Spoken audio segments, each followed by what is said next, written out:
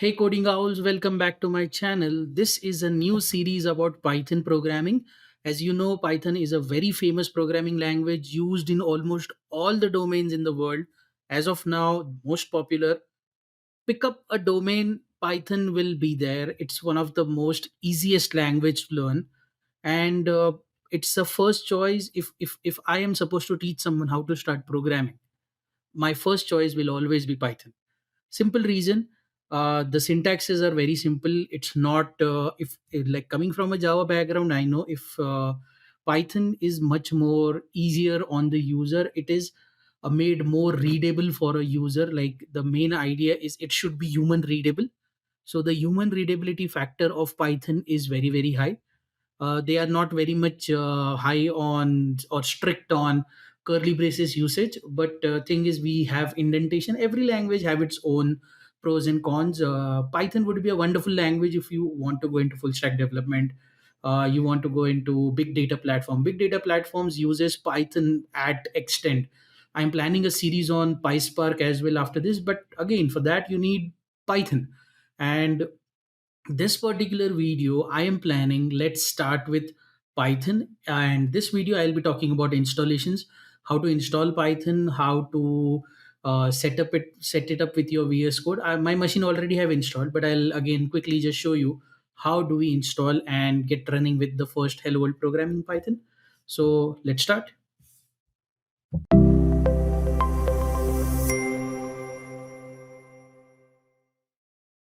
For installing Python on Windows, you just need to go to Python and you can just say Python download. It will take you to python.org. I will put this link in the description, and if you want, you can go for the very latest version. That's preferable.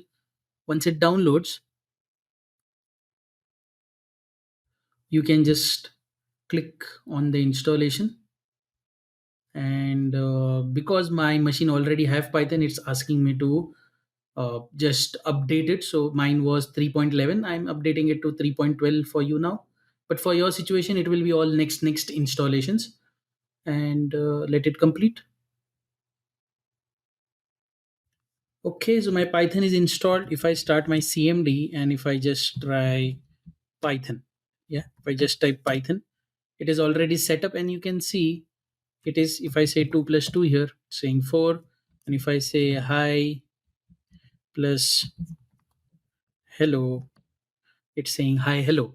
So it's simple. Like the Python shell is getting enabled, and if you want, how do we start? So so I have created a simple folder which I'm going to open it up in my VS Code.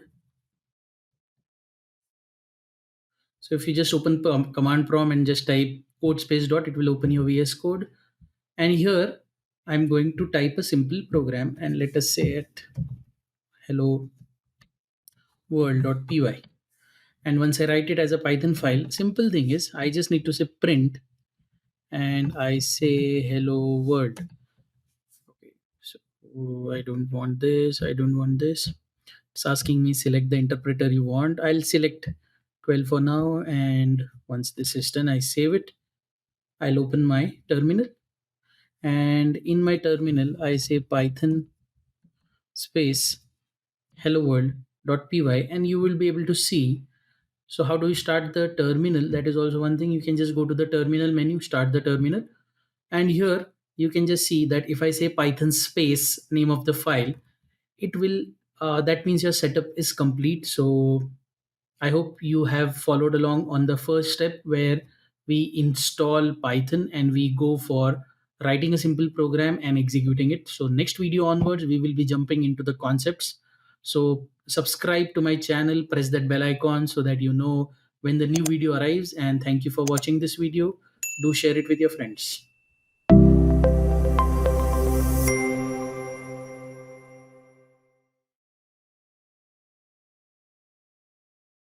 So data types are the first thing you should always explore when you start learning a new language, because you are going to store all your data in some type.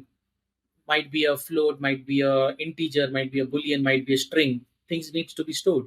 And when you store those things, you should have an idea what exactly you're trying to store, what are the features, functionalities that particular type hold. and based on that we will be able to write our logics going ahead. So this video we are going to explore various data types which are available in Python. So let's begin.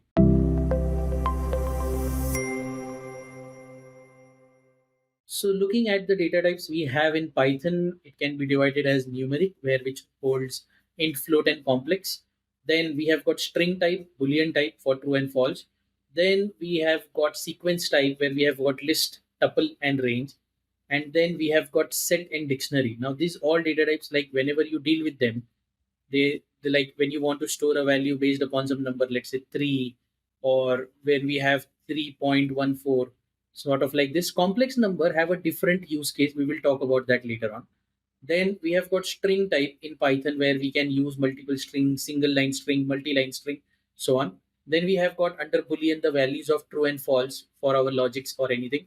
Then we have got sequence based implementation. In sequence based, we have got list which can store a mutable data, and we'll see about that. Then we have got tuple when we want to store immutable data, and then we have got range. For example, you have 1, you have 100, and now you want to numerically generate all the numbers between 1 to 100. Rather than running a loop, the Python allows you to work with a range based implementation. Then we have set. It's like a mathematical set, no duplications, always like there is no ordering guaranteed. And then we have got dictionary, which stores the value in key and value pair. So these are the various data types which are available in Python.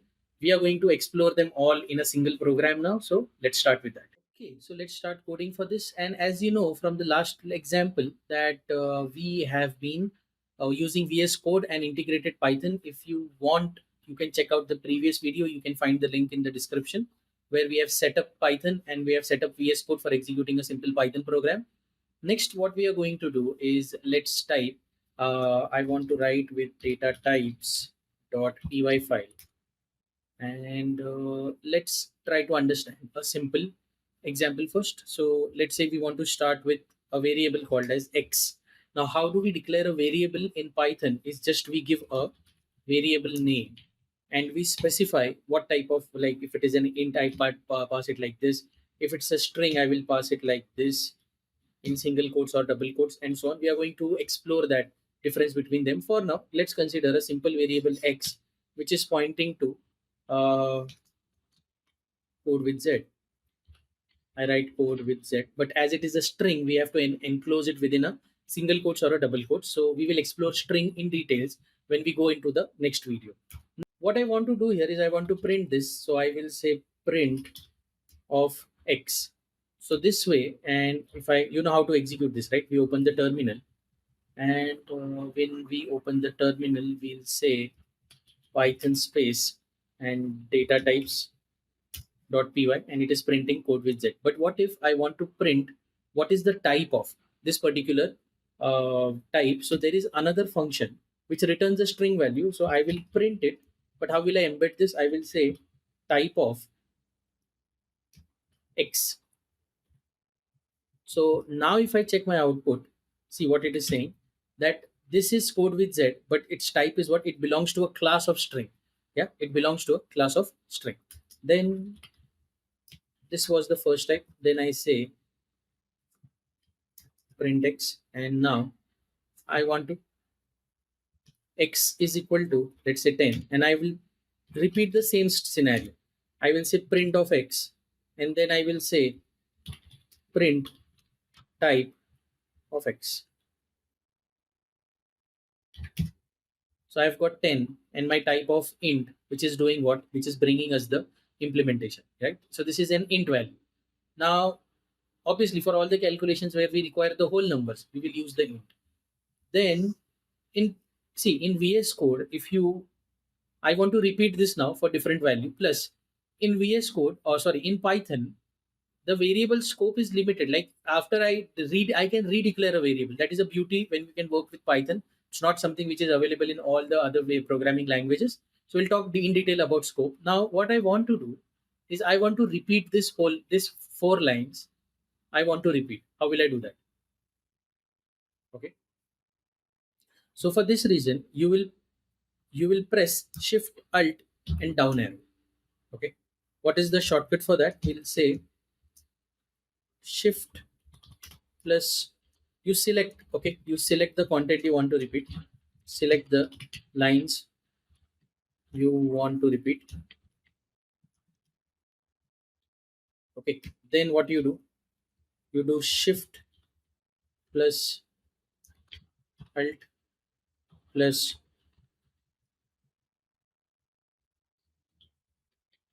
plus down arrow. Okay, that way what will happen, you will be able to repeat, and it will become easier for you because we are trying to do the same thing again and again. This time let's say 10.45 is what I want to do. So in this situation I will uh, try to print this again, and see this time 10 or 10.45, it is a floating value. Yeah, it's a floating value what we have here. Then we have another type. See, I select this again, shift alt down arrow, and if I want to print a comment, I will have to start with the hash. So I say hash, and then I want to deal with a complex number. So when we deal with a complex number, we are going to do a specific video on a complex number, so don't worry about that. But for now it's a real number plus an imaginary number, and which is suffixed with j. Yeah, in Python it is suffixed with j. So how will my number look like? For example, it will be like 10 plus, let's say 5j. Now let's see what it says when I try to do this. It says 10 plus 5j. It's a complex number. Now we'll talk more about this in the later upcoming videos. Again, shift alt down arrow. I want to repeat this. See, all my outputs are getting very formatted now. This is why I am using those scenarios. Next, I have a Boolean value. So how does a Boolean value looks like in Python? We have got like if here we have got true and false. See, Boolean true and then false.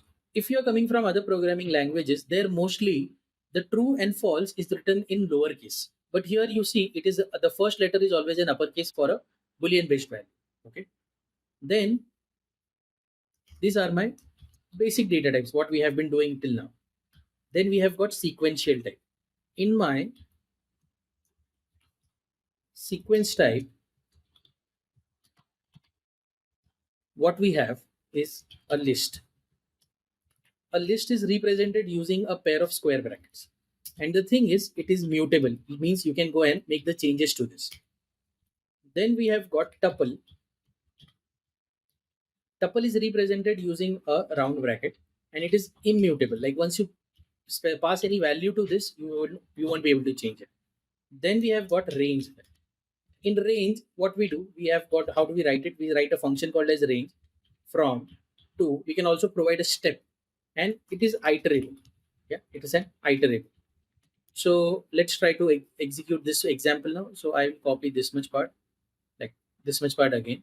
I want to repeat this, but I want to do it after this comments. And now let's say x is equal to, I say, I create a list of car company. Okay, so I say Honda, I say Toyota,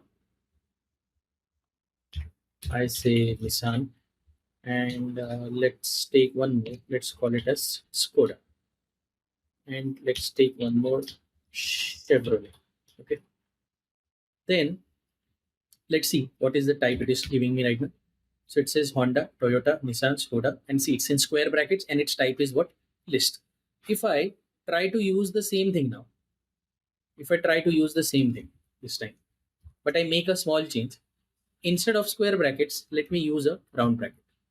Instead of square bracket, let me use a round bracket. And let's see what is the difference now. Same thing, but this became a tuple. But the thing is, in long run, I can actually make changes into this list, but I won't be able to make any changes into this tuple. Yeah, that's a difference. Then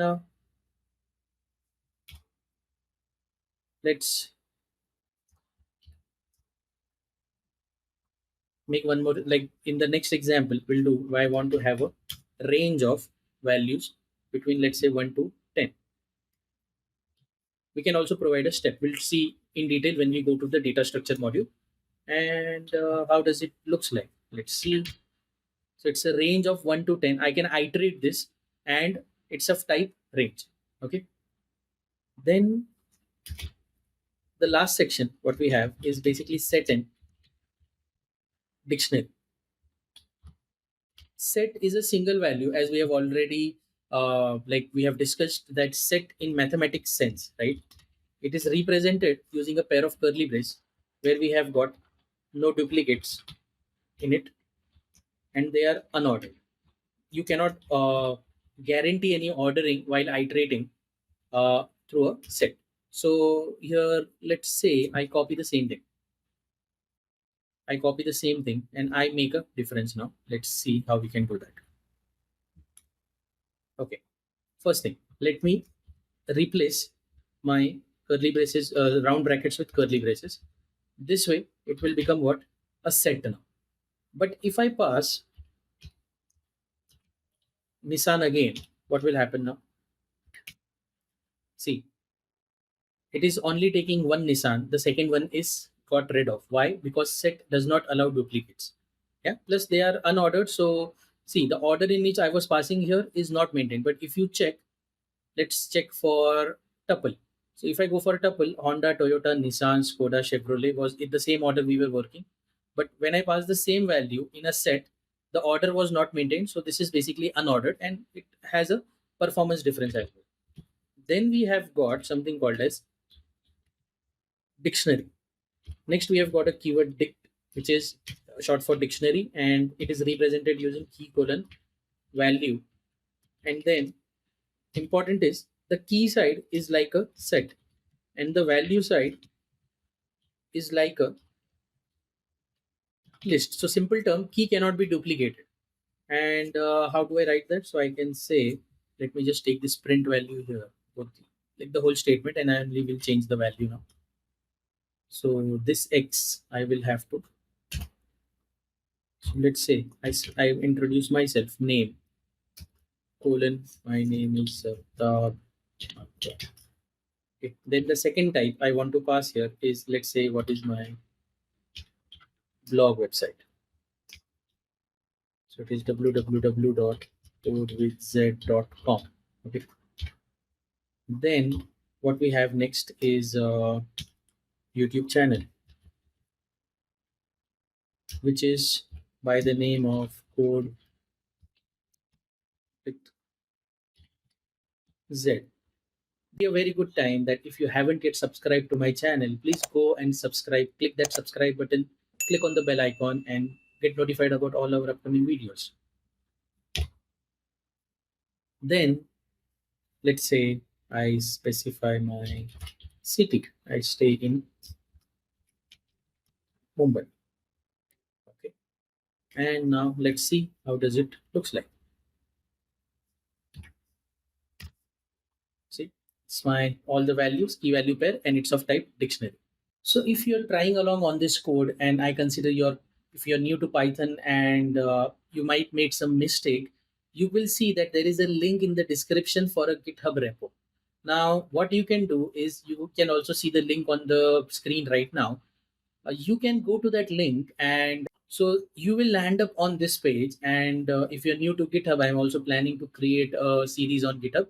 But for now, whatever file I was working on, you will be able to find it here. You click it open, and whatever code I have written, it's all available here. Going along, you can just simply go and check all my codes are available there. And thank you for watching this video, everyone, and please do subscribe and share it with your friends. Let us explore the functions about string and maths in Python. So very first thing, let me take name is equal to, I'll just take a string and I want to check what are the functions available and the things available. So let me first quickly print this name. And as we know, we can also print the type of it. So I'll say print type of name. Also, I have got one more that I can actually print what are the various functions available here. So we have got dir, which tells me what are the various functions available. Let me see this. I will shift, first thing I will shift to command prompt and let me put my panel on the right. Okay. And let us print this out now. So we have got Python string functions.py. And as you can see, I have got p name, then my classes of string, and you can see there are these many functions available. So whatever the starting and ending with double underscores are basically also called as magic functions, which we are going to cover. But apart from that, we have got capitalize, case fold, center, count, encode, ends with. Now, obviously, not possible to cover all this, but we will cover most of them. Yeah. Normally, in Python, so strings in Python are either enclosed in single quotes or double quotes. Both of them are allowed in Python. It's not strict like other languages where you can only stick to double quotes. So we will be using both. And also we have got a multi-line string where we can use three times the combination of double quotes starting and ending, and that is how we will use it. So let me just simply say that if I want to create a sentence, okay, I'm just taking a word sentence and I say India is my country. Okay, and then I say print for my sentence. That is fine. But what if I see you can use this particular one in a single quotes, but let's say you want to use in your sentence somewhere you want to say I, let's say you use it in a single quotes, but inside it now you want to use I don't know where they are. So if I want to use a single quotes already inside my string, it is better I switch to my double quotes so that I don't have to make any issues while using this. So if you check this out, this sentence as well, it will be as good as the other one. And if you, I don't want to print this directory for now, so that it will not use my console a lot. And you see, I can use both of them. So the basic idea is if you want to use single quotes inside your string, strict to double quotes. Then let's say I want to use multi-line string. Now multi-line string basically will be what I have to use the combination of. So what will I do? Let me see. I'll call this variable as paragraph. And in my paragraph, what do I say? I use double quotes, and then between I use three times double quotes for start and three times double quotes to end. And now I can say India is my country. All Indians are my brothers and sisters. I love my country. And now if I print this paragraph, what does it shows? Let's see that. So this is how you write a multi-line string. Yeah, this is how you basically write a multi-line string. So you want to store something from the front end or anything, like it will be in multiple things, you go by this. String in your Python comes with indexes. So every string here, for example, they are like arrays. So you have an index starting from 0, 1, 2, 3, 4, 5. And now let's say you want to take some variables out of it, like you want to take out it from it, or you want to take add from it, or you want to use some other words. What will you do here is, as we said, string have different implementation. So let's say my word is KitKat. Okay, my word is KitKat. If I print the word, what will it give? Simply the word. So if I say clear screen, it says KitKat. Now let's say I want to print the word, the first word out of it. So what will be on my first word? It should be I, because you have seen it is on index one. See, this is on index one here, one I. Then I can also uh, print, for example, if I say if my word of 1 to 3, what will it print? So it will be like word of, I can say 1 colon 3. It should give me a substring. Let's see what is my output here now. So starting point should be I, right? Starting point should be I, but the ending point is something different now. So we need to understand one more thing here. So what I wanted to say that every language in the world, wherever they manage string, they have two types of index, a zero based and a one based.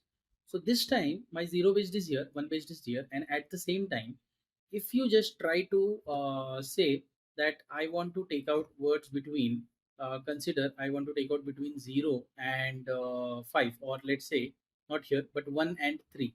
So your 1 will always be picked up from the 0 waste, so it will be taken up from here, and your 3 will always be picked up from 1 waste. So basically what happens here is when you try to figure out between 0 and 1, it will be doing giving you what, sorry, 1 and 3. It will take 1 from 0 waste and 3 from 1 waste. This is how it does the substring for you. Yeah. So if I go back, I see it gives me it. If I try to say print of word of 8, now I know I don't have, or let's say word of 8, you know what will happen at this time? It should give me an exception, basically an index error. Yeah, it is giving me an index error that it is out of my word. So if I print it here, so just for our understanding, it will give us an index range error, which I don't want. So I put it up like that. If you want to clone a word, what you do, you say print. If I say word only with a colon in between, it will basically clone it. Yeah, it's not taking a reference, but it is taking a clone. So it should be creating KitKat. Next function I want to show you is all about trimming. So consider I create word with spaces. So I say space, space, space, hello world, space, space, space. Now I want to trim this. So what will I do is print word with spaces. Let us see what it happens after I print it. So it's showing me three space here, three space there. Now to make sure that we are doing it in the correct way, let me print the length as well. And if I say length of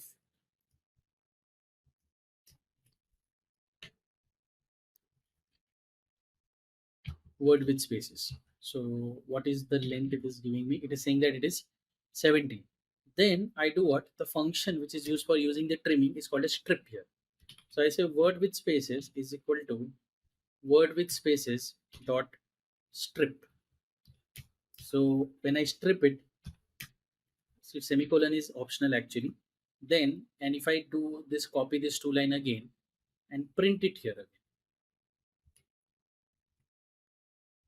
And let's see what happens now.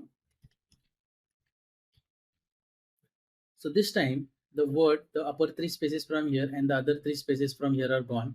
My length changes from 17 to 11. So it takes out the extra spaces which I don't want in my words. Yeah. Then we have got certain things with casing. Casing like, for example, let's say the name of my company is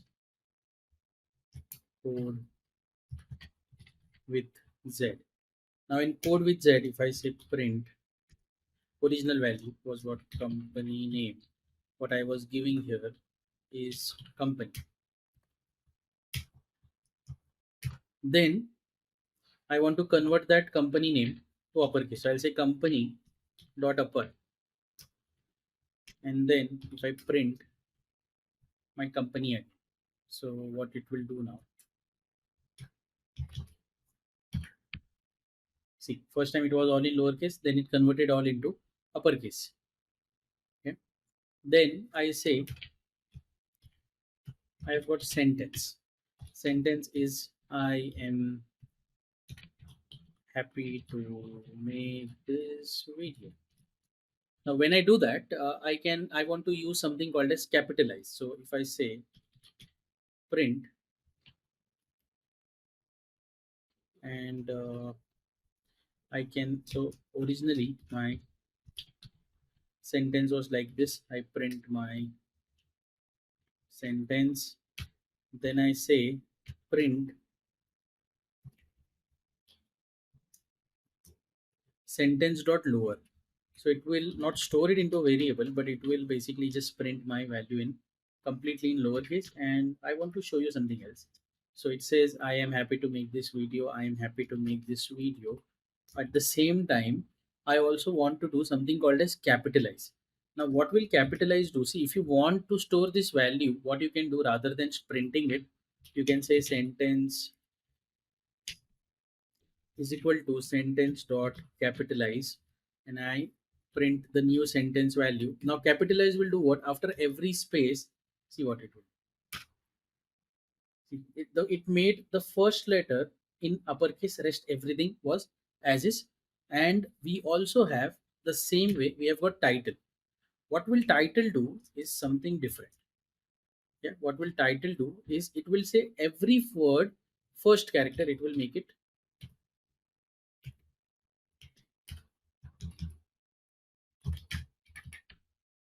See, every word first character, it is making it in uppercase. That's what it does. Okay. I hope this is understood what exactly we are trying to do here. Then I want to show you how do we split a string. For splitting a string, consider I have got line one, which I'm getting from, let's say, uh, database or a CSV file. So idea is it's an employee detail from IT developer, and let's say salary is $3,000, $30,000, and my line two is hello, how are you? So whenever you split a string, you have to use a delimiter. So I'll say my data one is equal to line one dot split. And when we split, I will say that my split is going to happen based upon comma. And if I say print my data one, let's see what happens. See, it got the original input as a string, but it is printing a list because it is coming in a square bracket. At the same time, if I want to print the second piece of data, what will I do?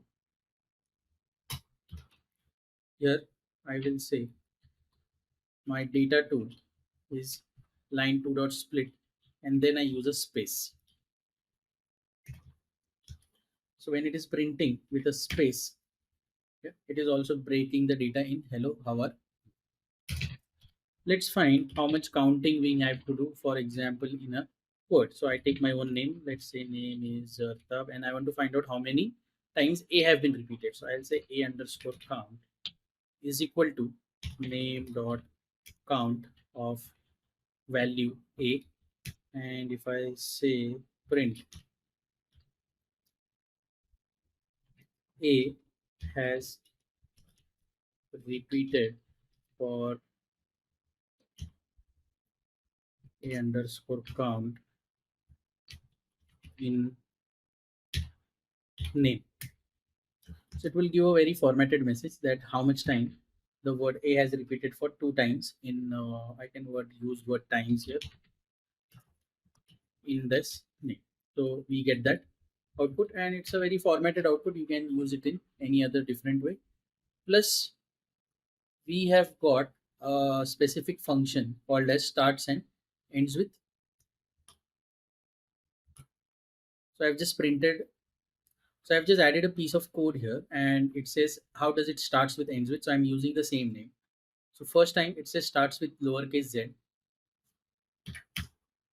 See, when I say first time it starts with lowercase z, it says false. Uppercase z, it says true. Starts with A, it's false. Starts with ZAR, it's true. Ends with B is true.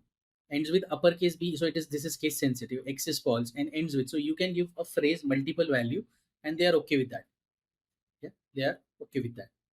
Plus, we have got, for example, there are multiple escape characters. Yeah, there are multiple escape characters. So the escape characters are what slash n, which is for new line. Slash t is for tab. Then we have got backslash backslash. It is for backslash. Then we have got backslash double quotes, which is used for double quotes. Then because you cannot use double quotes inside a double quote. So this is how you use it. And how do I make sure, like how do I use it? So for example, my text is, this is a backslash. So if I use backslash, let's see what it prints. So if I say print my text,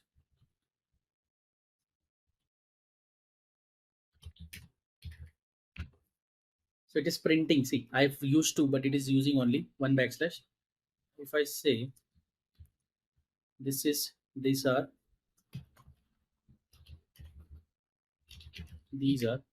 two backslashes. So now even after doing, let's see what it is doing. It is using two backslash. Yeah. And I want to use a double quotes inside my quote, so I can simply say text is equal to I make videos for, and let's say code with Z, but I want to show code with Z in double quotes. So I'll do what? Double quotes here, and I'll add an extra double quotes here this way. And if I now print my text, see, I make videos for code with Z. So these are various functions which are there in string. I was planning to add the math function in this same video itself, but this video has elongated enough. So I think I would stop with the string functions here. All the codes will be available on the Git repo. Thank you for watching this video. Do share it with your friends and subscribe to my channel. Welcome back to the Python series. And this video, let us start with some more functions. In this is the fourth video of our series. I'll start with the math functions in Python, and you can try this out. See, so for math functions, there are certain basic functions available. Those are, I can say, inbuilt functions. So, and I'll show you one more trick. For example, you have seen I am trying everywhere to print a hyphen and then I draw up a very big line. Rather than doing that, I love this feature of Python. You can just say print times 40. That's it. And now this will automatically start printing your things for like 40 hyphens. First of one of them, I have, like, let's say I have min value. First one is min value. So let's say I take a variable called as min value. And in min value, I will say if there is a function called as minimum, which takes an input of various arguments. So if I say 1, 2, 3, 0, 5, 7, 79, 98, 100. So here, if I see what is the minimum value, let's say print, and it will say, let's say my min value is what? Min value.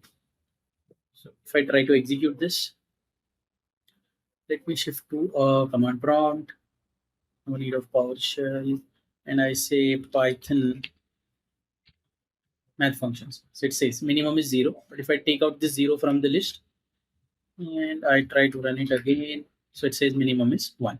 Same way, I can try for my max value. So if I say max underscore value is equal to, and let's say max, okay, let us copy the same function and just change the name of the function. In fact, the whole thing I'll copy and just rename the min value with max value everywhere. That way, this will become what? Max value. What is my max value of this? Then I have max here and max here. And let us print this line again. So I'll copy this here again.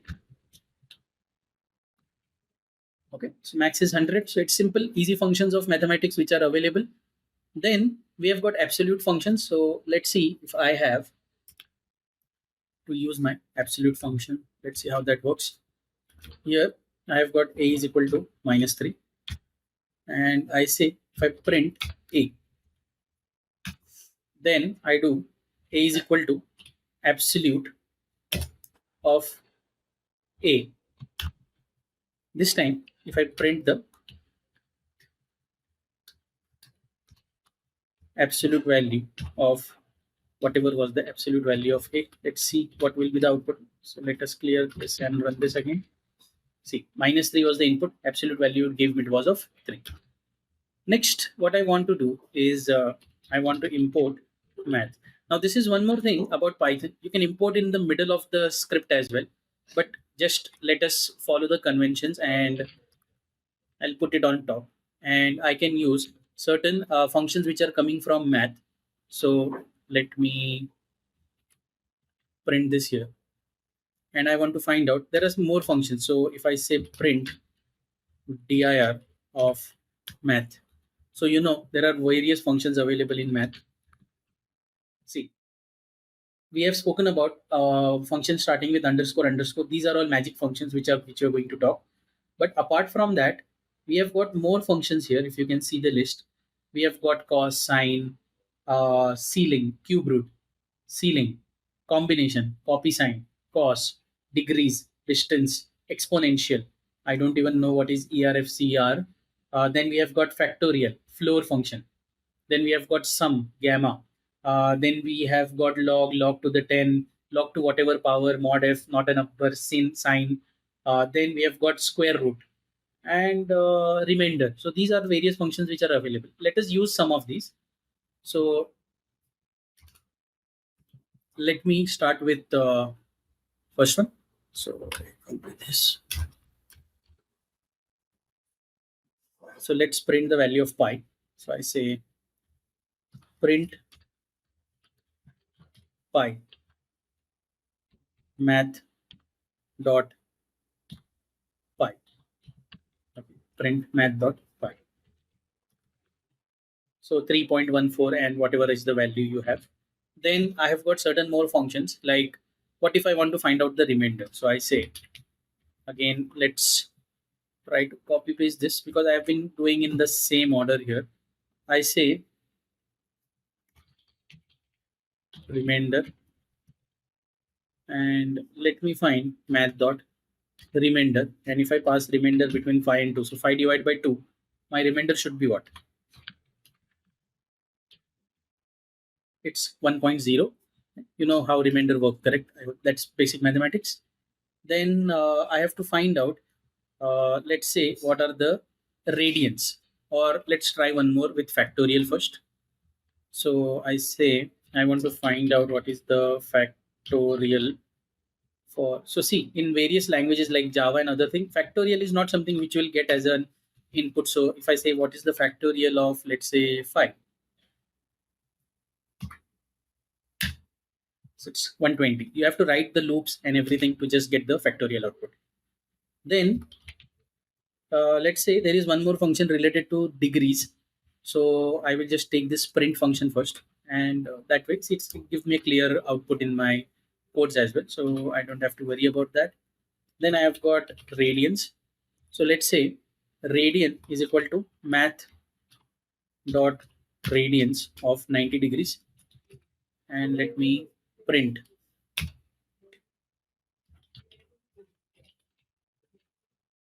the radian of 90 is math dot, sorry, I've already calculated the radian, right? So I'll take the radian from there. So the radian of 90 is 1.57, and I can do same thing for, let's say, sine. So what is sine 90? As far as I remember, it should be 1, right? So sine of 90 degree is math dot sine of 90. It should be, okay, it's 0.89. I'm not sure. What is 1 then? Sine 90. Okay, let's just take that. Cos 90 is how much? Minus. And tan 90 is how much? Minus 1. Okay. So you can use various trigonometric functions as well as per your requirement. So this is about math functions which are available in Python. So the next set of functions what we are going to explore is all about input functions. So I'll say input hyphen functions dot py. Here I'm planning to take the inputs from the console now. So let us try that out. First thing, we need to say there is an inbuilt function called as input. So I'll say input, and you can say enter your name. Okay. So whatever name you enter, it will be stored in your name. And then I say age is equal to input, and I will say enter your age. This way I got both the inputs. Now, if I both see, both of them will be given as string. So if I print, let's say name, I want to print that first. So I say name, comma, hyphen hyphen, age. But also I want to print, two things. What is first is type of name. Then I will print my type of age. So first, both of them I bet will be string. Why? Because we are taking input from a console. What you can expect there. So let us execute this. Clear the screen from the old one, and let's say Python input functions. I say enter my name. I say enter your I got the value. Both are in age. So how can you format this? For example, you want to do some iterations or want to do some calculation with age. What will we do is age is equal to int. This is also one of the inbuilt function now of age. After I do this, and if I print this line again, it should change the type of my age now. So same thing. See, this time it has become int, and now I can do my calculations on top of this. So here we have got age, and then what we do, I want to do the calculations. I can say I want to add 1 year old. So let's say print hey name. So I want to add this. See, I want to print my output as hey name. You are age years old.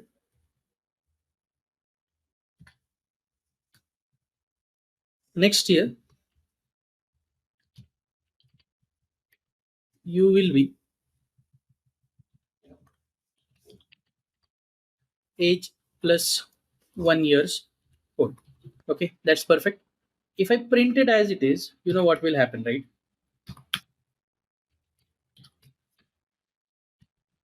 See, hey name, it's printing the same thing. I don't want that. I want to integrate name. So first way is what? I will do the concatenation. I will add hey, then I will say double quotes plus double quotes. Then I'll start this. Then I'll end my double quotes here. I'll start plus. Then I'll say plus this year's old. See, this is what will happen. But am I interested in that? No, not at all. So if I say the 33. See, it's giving me an error, cannot concatenate to an integer. So again, I have to convert this into a string and do that, which I am not interested for right now. So what is the best thing I can do here? See, here what I'll do is I'll add an F in front of this, which will create this as a formatted string. After I create this formatted string, whatever variable I want to embed, I will just encapsulate, like add them in pair of curly brace. So I add this here, I add this here. Now let's see what happens. See, simple as that. Is it you're 33 years old? Okay. Now how will I change this one? I'll just add F in front, and it works everywhere. Right? It's not only in print. It's a formatted string. So see, whatever you have a variable you want to integrate, what will you do? You will say age, just add plus 1 years old. After we make this change, let's execute this again. Now you can see AZ, you are 33 years old. Next year, you will be 34. So that's how we create formatted string, use the input function, and we have also covered the math functions. I will push this to the Git repo. You will find the link in the description. I hope you have liked and you're enjoying the series. Subscribe to the channel, share it with your friends, and please press that bell icon so you will be notified every time new video is out. Thank you.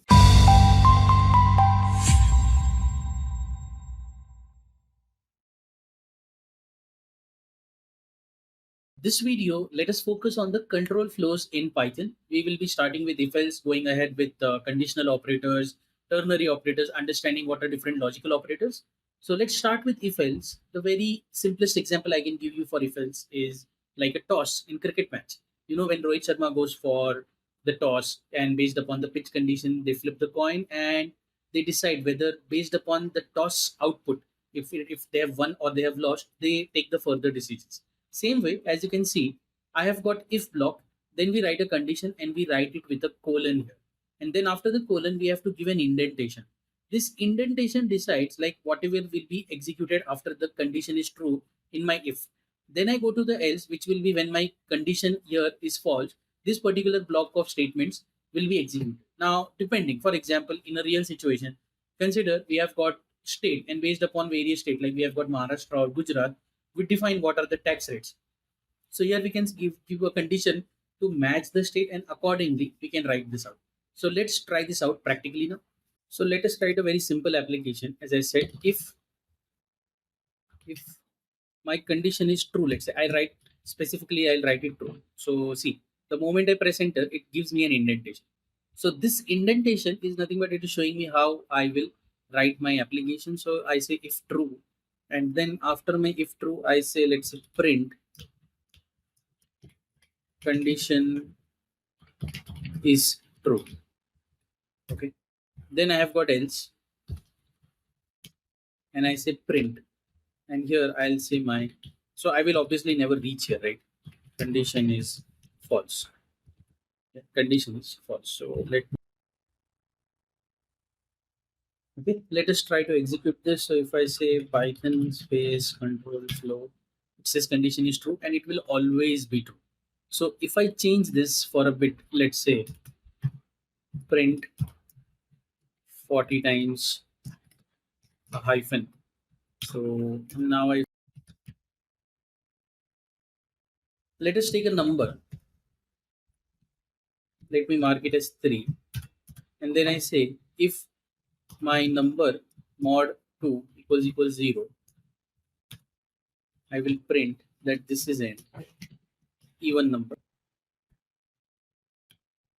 Else I will say print this is an odd number. Simple logic to understand. Sure. Even if and else. So this is an odd number.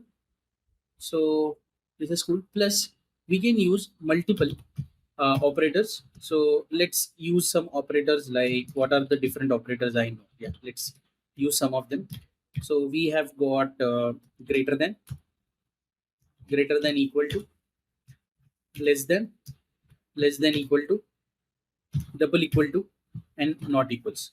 So these are certain operators which are available in Python. So we have got greater than, then greater than equals,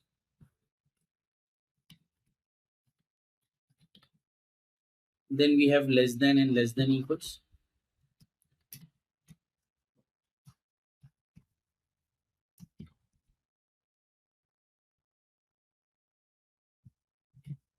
So this is less than,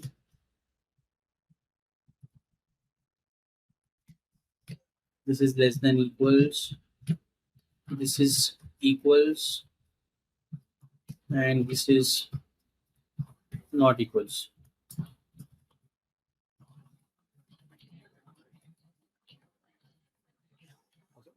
So we can combine use these operators like how. For example, if let's say I have a is equal to 100 and b is equal to 200. So this time what I'll say, if my a is greater than b, then I can simply just say print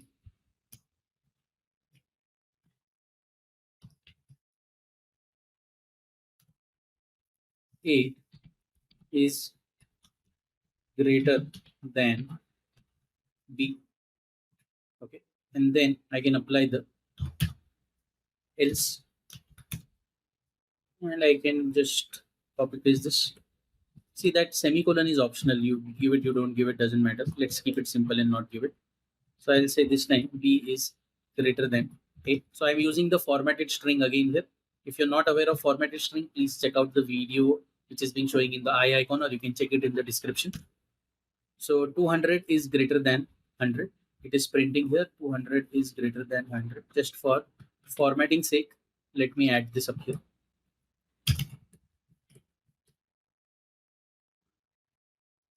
So you can use the conditional operator. This was the arithmetic operators we had. Now we have got conditional operator where we can use and or, like in a proper statement. So how we do that?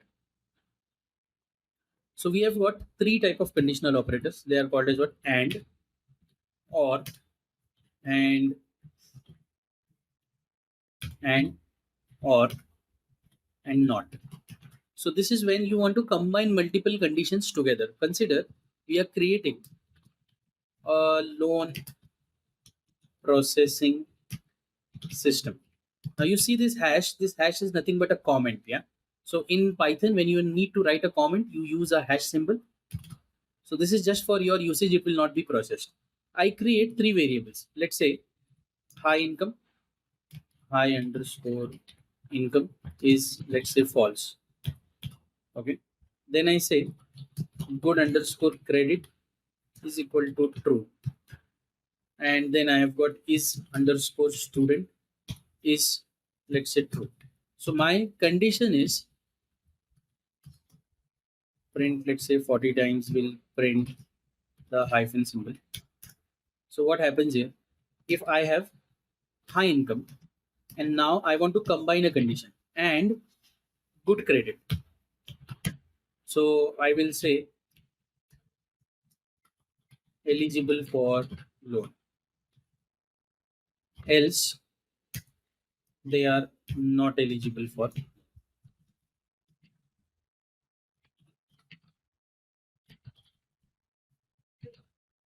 Okay. So if I try to execute this now, see they are not eligible for loan. Why is that so?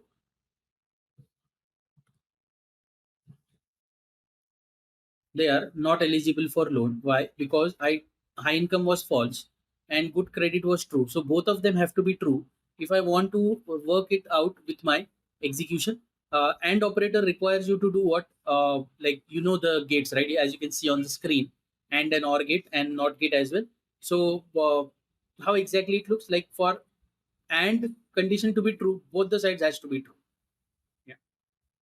So next, let us see an OR condition. I say if my income is high or good credit, any one of them should be true. And if they are a student, so what will I do is see, I will also try to club a situation. So I'll say if high income or good credit and they are a student.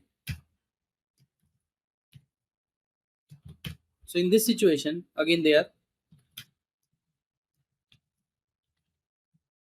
eligible for loan, else not eligible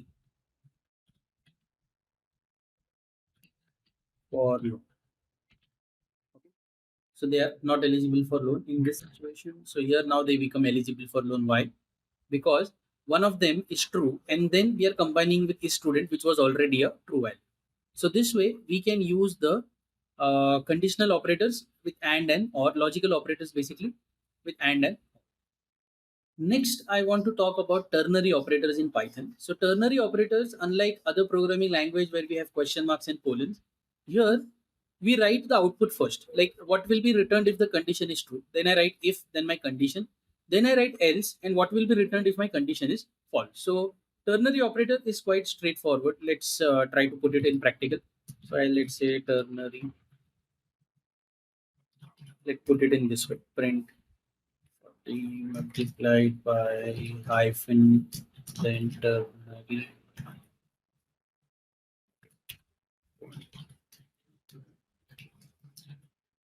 ternary operator, then print 40 multiplied by hyphen. Okay, so what will happen is like I'm just formatting my output here. Yeah, ternary operator. So after this ternary operator, let us write simple terms like what if I have age. So age is 19, and if my eligible age is should be greater than 18. So how will I write the ternary operator? See, first without ternary operator, if I have to write this, I'd have to say if age is greater than 18, then I'll say print and say eligible age.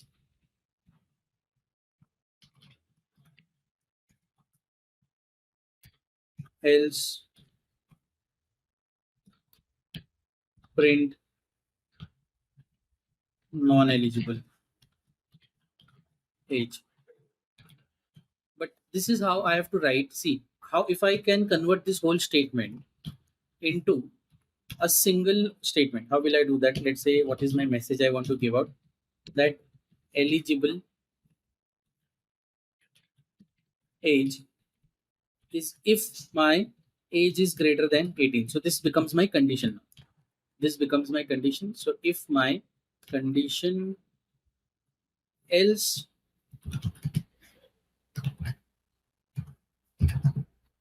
non-eligible age, and now if I print my message, what happens now? Let's see. In the ternary operator, eligible age. Yeah, print out for eligible age. So if age is greater than 18, else it is non-eligible age. So this is how your ternary operator works like, looks like, and it's easy. Last thing, what we need to check out here is about the chaining operators. So how do we have the chain operators? So here, let's say I have got in my chaining operators. What do I need? I have to check for my age. Like the condition is age should be between 18 and 65. Let's say. So in that situation, what will be how we have seen how do we apply that, right? First is we'll say if age is greater than 18 and age is less than 65, then we'll say it is print it is eligible age. But Python, yeah, but Python allows you to see it is giving me that it is an eligible age. But Python allows me to do what? To change this operator as well. How can I do that? Same thing, I'll just copy and I'll show you. Like we used to do in mathematics. So if age is greater than 18, so I can change this out to this 18 age 65. That's it. This way, what is happening here now? We are saying the age should be greater than 18, less than or equal to 65. We can also make it less than equal, it should be greater than equal to 18, less than equal to 65, and it is an eligible age with chain operator. Okay, now let's see if I get that output. Yeah, eligible age with chain operator, and if I change my age to let's say 17, so what happens? This output should change now. Non-eligible age, and here we don't have any message. Why? Because we never wrote an else block. So this is how you write control flow operations in Python using if else, ternary operators, and so on. Next video, we will be exploring about loops and iterables. So thank you for watching this video. Please do subscribe to my channel, share it with your friends. So consider you have got one car and you have got the capacity of that car is to carry 5 packs in a single trip, and you have got 15 uh, people coming in. Okay, so you have to take them from airport and you need to drop them at home. And the problem is, let's say you don't have cabs. Hypothetical situation. Every trip you'll be able to take 5 packs. So you'll make first trip, you'll come back, you'll take another 5 people, you'll come back to the airport, you'll take another 5 packs. Then after this trip, are you going to come back to the airport now? Obviously no. Why? Because there are no more people left which you want to pick up. So basically you want to iterate or you want to keep on looping in some particular thing again and again and again until a specific condition has been achieved. This is in short loops. Now Python have got multiple ways, 2 ways basically. First is using a for loop, second is using a while loop. How do we implement these both loops in Python? Let's go and catch that up. What are the iterables in Python? So before that, let us just take a look at syntax for loop. So it goes like for whatever you are trying to, for something or for an element in collection. Okay. And then what you want to do with that element. Yeah. Basically what you want to do with the element in this iteration is something you will be understanding. Okay. So this is how you write a for loop. So let's start. What are the various things you can iterate in Python? First, I can say for character in, let's say I have a word called as code with Z, and I say print an individual character. Yeah, let's see how it works. Let me shift to command prompt, and I say Python iterables. Yeah. So it is printing all my characters one by one. Yeah. So this is how the loop can be applied for a single character in a string. Also, we can now do what? Let me put up a separator line, and here I say for number in this list of number. Let's say 1, 2, 3, 4, 5, and I say print number. Just to show you what I can do is I can also say number, then I can write this and I say square is hyphen hyphen hyphen, and then I say number multiplied by number. Okay, this way you can check out. See, one square is one, two is four, three is nine, and so on. So I can even do iterations while operations while I am going ahead. Then I do what? Create. I'll show you one more way. Is how we can do that is for number, or let's say for x in range of. Now range is basically what, whatever you start, it's a iterable process which we are going to focus on data structure part in some in coming videos. For now, if I give the range of 1 to 10, it will basically print that number. See it for yourself. So it will start from 1, go till 9. So whatever is the last number minus 1 is what it will allow you to work in the range. So this basic example I've shown you how iterables are, what you can iterate in Python. Now next, let's focus in depth on for loop. The next feature of for I want to discuss is something what we call as what, for else. The idea is quite simple. If I break the loop in between, that means it was successful. Yeah, it was completed, or that condition have been achieved. If it completes, I have an option to handle it. Okay, let's consider the scenario. I want to send a message. I'm going to say 5 attempts. So I make attempt 1, attempt 2, attempt 3. Third attempt, it goes away successfully.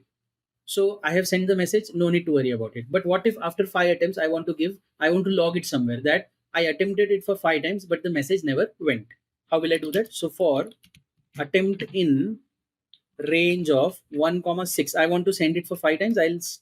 Put it for 6. What I'm doing, I'll say print attempting to send a message. Okay. So it will be first, second, third, whatever time it is. Then I do what? Let's say just creating a condition here, successful is equal to true. So if I say if my attempt is equals 3 and successful, that means and I'll say print message has been sent successfully, and once message has been sent, no more things are required. So here break keyword is used to break the iteration of a loop. This is first time we are introducing it. So break is used for breaking. If a loop is running, if I use a break somewhere, it will come out of that iteration. Simple. Yeah. Then I go back. So I'm done with my if loop. Okay. After my if, this is done. Then now I have an else block. What does the else block tell me? That if this loop completes for all the 5 times without breaking, so I say print attempted 5 times to send a message and failed. And this is how you basically bring in the loop. So let's try this out and see how it works. So let me just put up a separator here.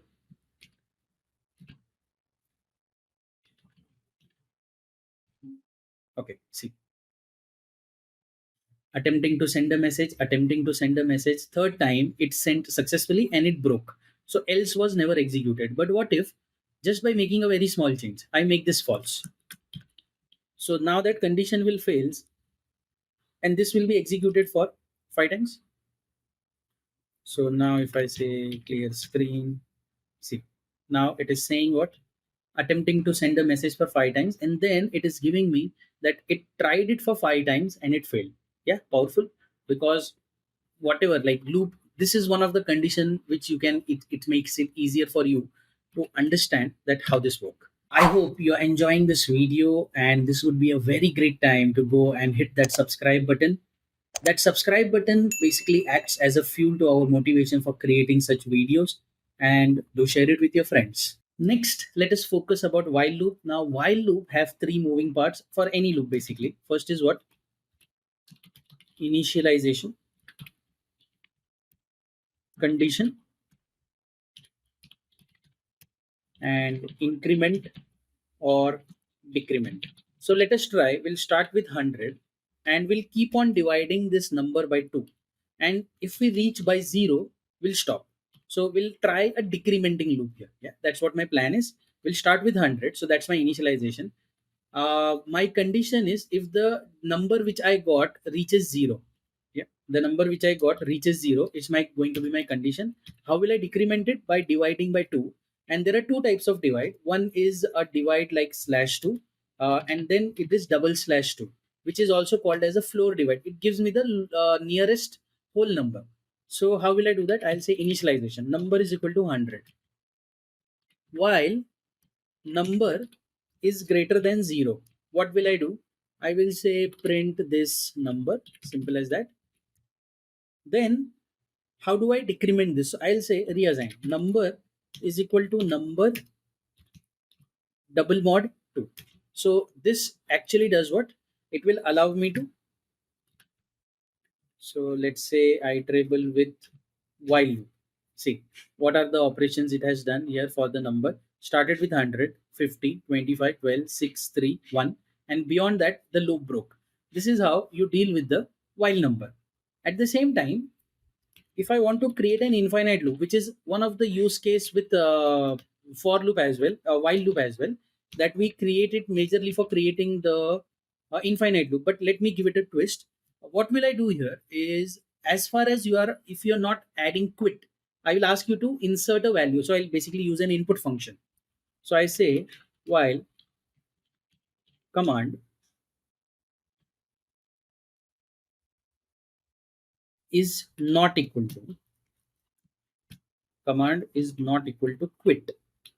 Okay. What will I do? I will keep on getting the command. So I'll say my command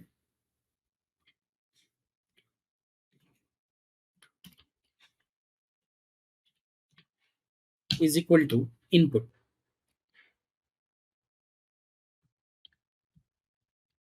and I will ask them to pass me an input like this so that it gives a terminal look for us. Okay. And print, what will I do is I'll say echo. Whatever command has been given, we'll try to echo it. So we know what has been added. Let's see how this works. Okay, while command not equals to, okay, I have to add up a command variable before that. Command is blank. So for now, command is blank.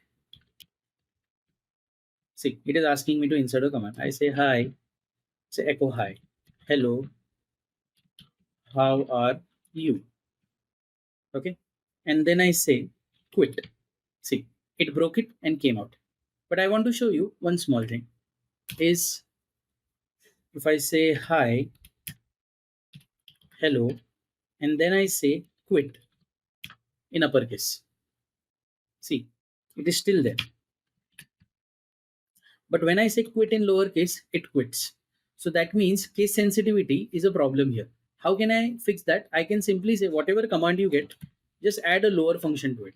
So whatever command you are getting, uppercase, lowercase, doesn't matter. Hi, hello. Even if you pass in any quit this way, it is also quitting. If I say Q uppercase, other things in lowercase, it will still fix it. Then I say QUIT. So simply any command you fire, this is how you basically take care of the casing related things in Python. So I hope you have enjoyed this iterations and looping with Python. We have much more looping to be doing when we go to the data structures. Thank you for watching this video and please hit that subscribe button. So functions in Python are the building blocks. Consider you create a project that contain lot of different things. So what you do? You will be writing those set of statements and they will group it under a single name. So for example, an air conditioner. Now air conditioner, it had multiple features: lowering of the temperature, hiring or hiring increasing the temperature, shutdown, starting. So these are different things which are inbuilt, which is there. Only thing you need to do is invoke. So those are the functions of an air conditioner. Same way, when you write your own code, you might need certain set of statements to be repeated again and again. So you are not going to write it again in a sequence, rather you put it in a block, give it a name, and then whenever required you keep on calling. So functions are basically like code on demand. So they are set of statements grouped together under a single name and has to be invoked for execution. Until unless you do not invoke, it's not going to execute. So if you have a function but you do not call it, it's not going to execute. So how does a function looks like in Python? You start with the keyword def, then you write the name of the function. Parameters are of nature optional, and then you have got statements, and then the last line should be written if required. It's not like in the statement, in the syntax, you do not specify whether the function will return or not. The last line determines whether this function is going to return something or not. Let's write a simple function. Let's call it as def. That is the keyword we you need to start. Then I say greet, and I start with a pair of curly braces. Then we have the indentation, and let me say print hi there,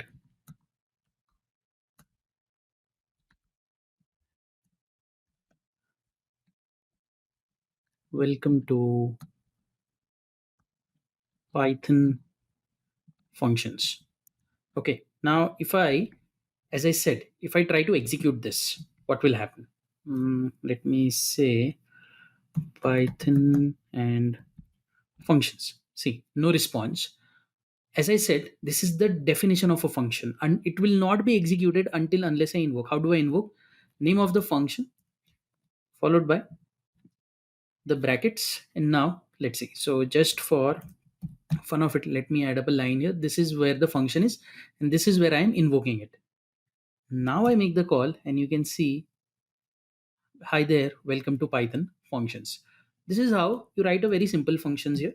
First function you have written is a very simple function. Then let's say I want to add two numbers. So I'll say for definition add two numbers and I'm expecting you to pass me those numbers. So I'll say number one, or let me just take it as one and two, the numbers you pass me, and I will add those numbers up. So I'll say print one plus two equals 1 plus 2. That way you pass on the functions again. You know the drill.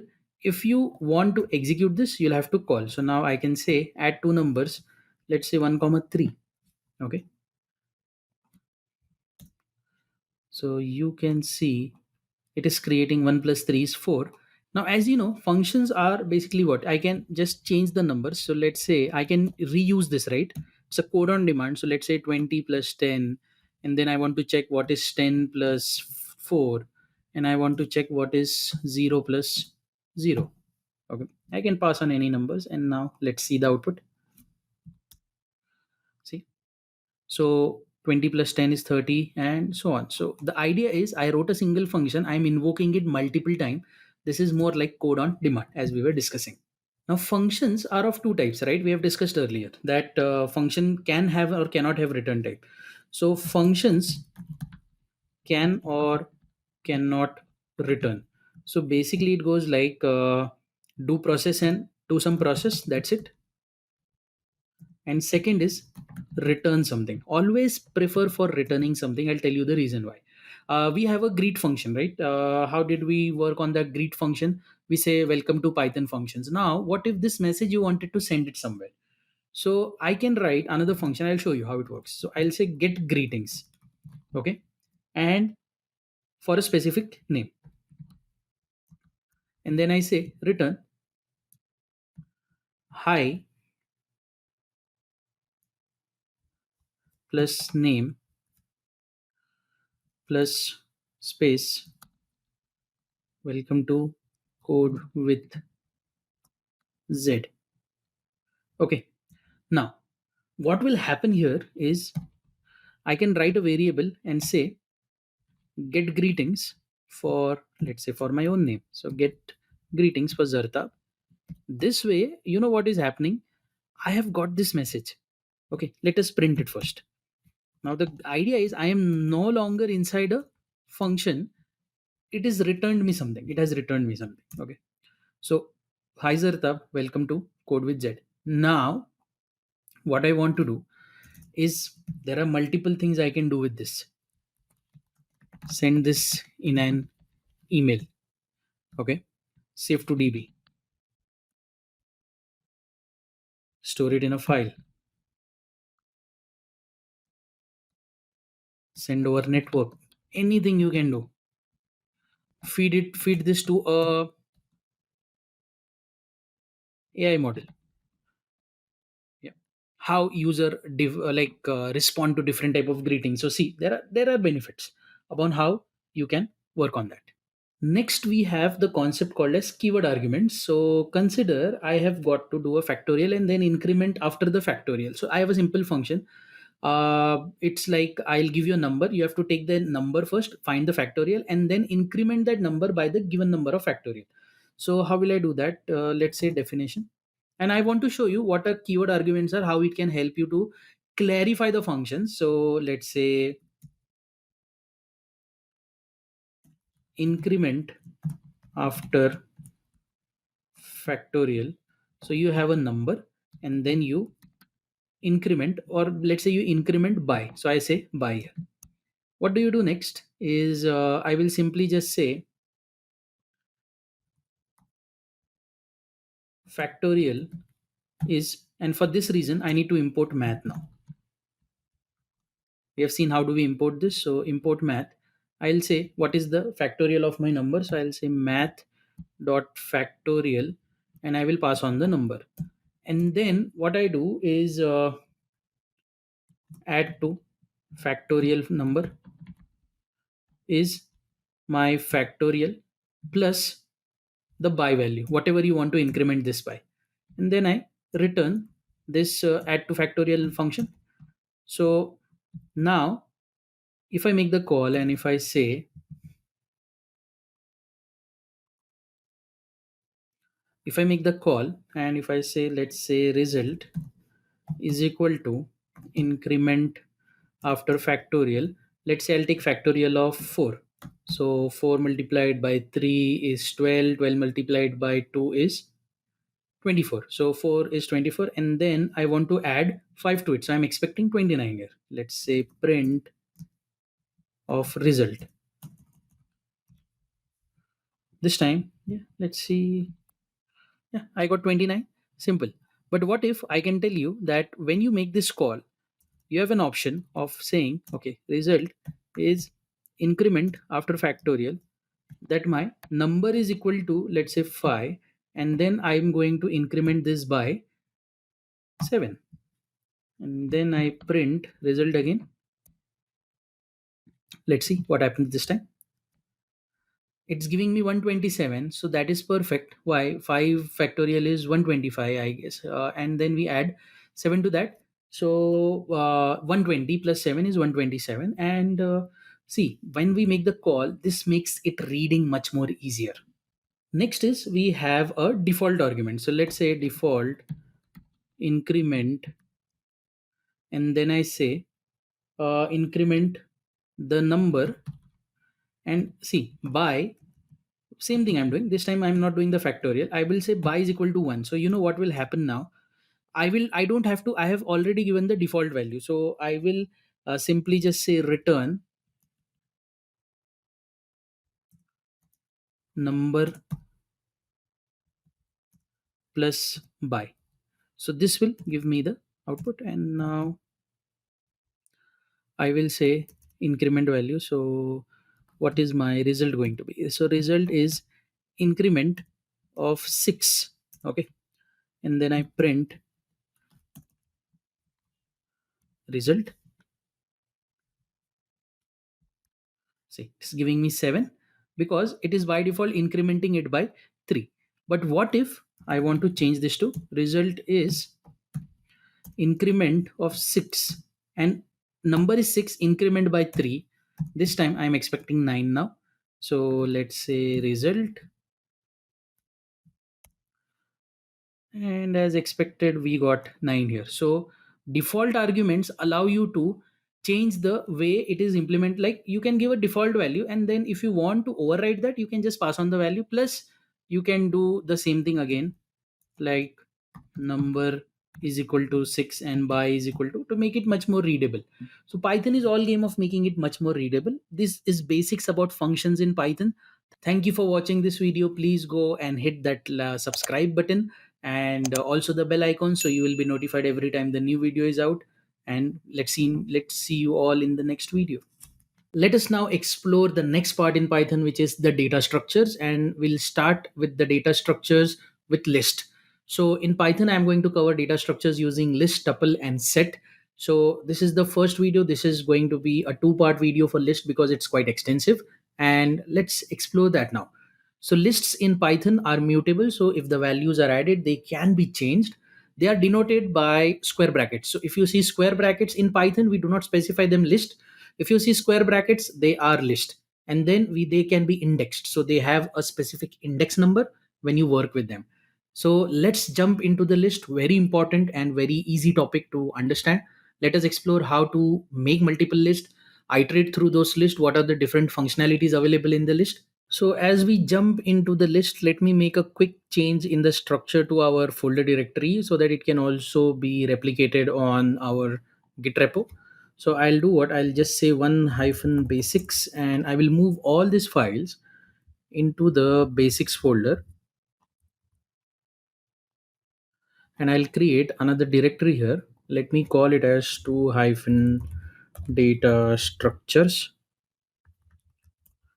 Only reason I am doing this so that when you go to the Git, you will be able to find exactly how it is structured. In fact, I'll show it to you by the end of the session. Let us create a new file, call it as list hyphen basics, and I forgot to add .py, so let's do that quickly. .py file, and the idea here is I'll show you, as I said, lists, they are denoted by square brackets, they are mutable, that means you can change it, and they are indexed, so that's a good thing. Now how do we create a list? So let's say I create a list called as letters. I'll say hyphen, like square bracket, A, B, C, D, E. So I have created this, and if I say print the letters now, also print the type of letters. Let's see how it works. So I'll cd into data structures, and then I say Python list basics. So you will see here we have got this list A, B, C, D, E, and its type is of list. So that's how you create a simple list. You can create a list which is a list of a list. So let's say I have a matrix, and here I say first list. Inside that I say 0 comma 1 and 2 comma 3. Obviously I will not be able to do any matrices function with this. There I have to import some libraries for doing that, but I'm just showing you multiple ways. So this is a list which contains another list. So here I've got list which contains another list. So let's say I want to create a list of 10 zeros. What will I do is I'll say 0, and then let's say 10 multiplied by it. Now if I print, let's see what happens. Python is quite wonderful in that basis. It's very easier for you to work with the things. Then you can combine multiple lists. So if I say combined is letters plus zeros. And if I print my combined list, let's see how it works. See, A, B, C, D, E, and then those 10 zeros. Then if I have other list where I have got to, let's say I have certain characters and I want to convert. So this time I will also make use of a function called as list. So let's say chars. Uh, okay, name is equal to code with Z, and then I say chars. It's a list is equal to list of name, which will do what? Break this into now. Yeah, this will break. So it will break my word into single characters and it will create a list out of it. So these are various ways in which you can create a list. Next, let us try how do we access the elements in lists.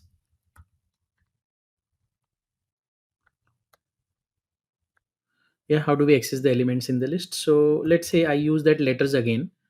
Letters is A, B, C, D, and E. So I already had that list. Now let's say I want to access the first element. So I'll say print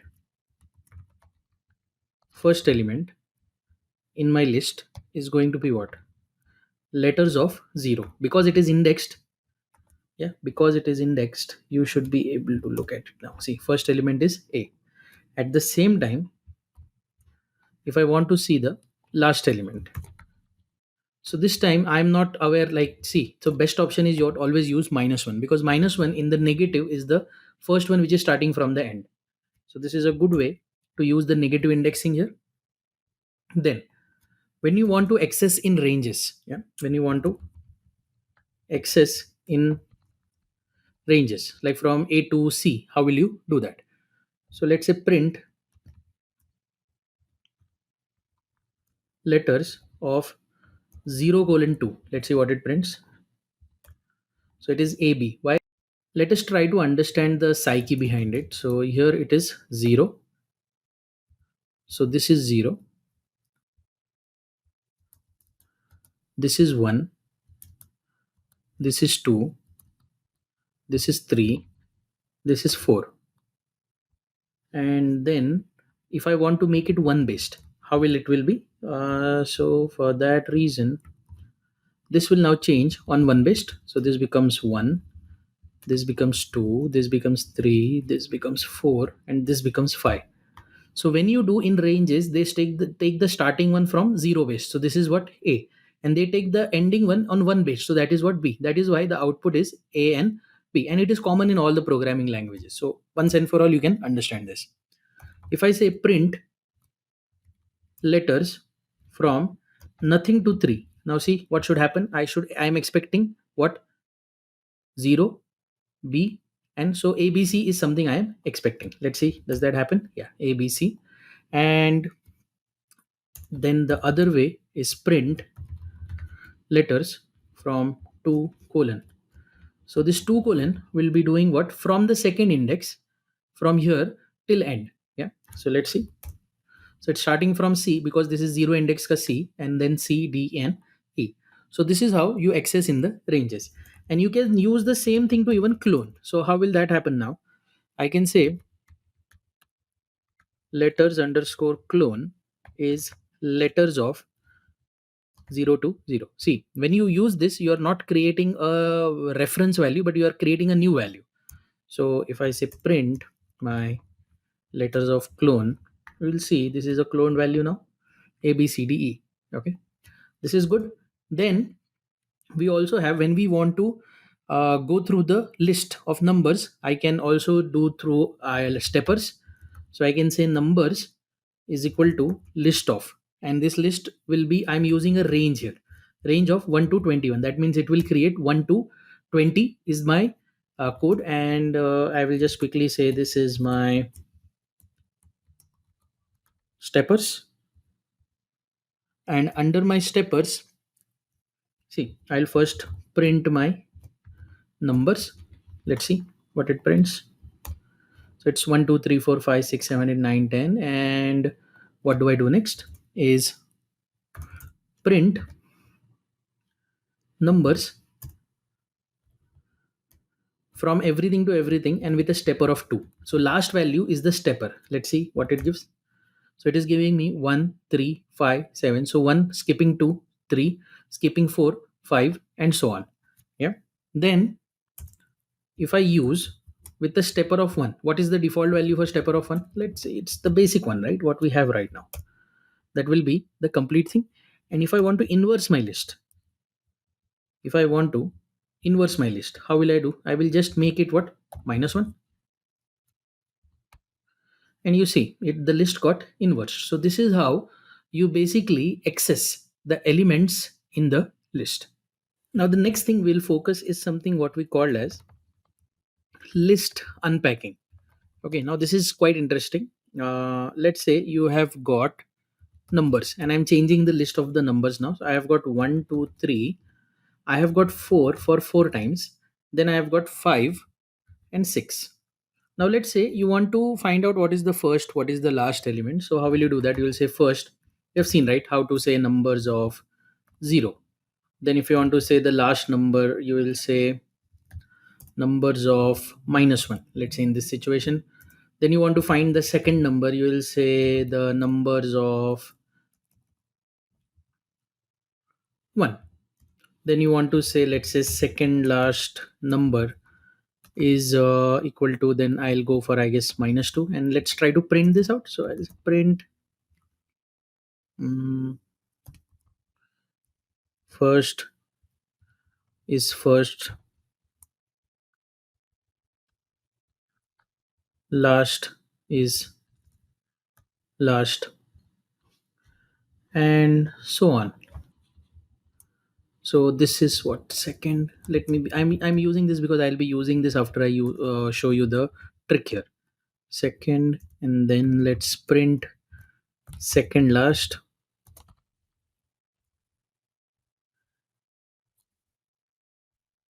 Okay, so let's see what is the output after I do this.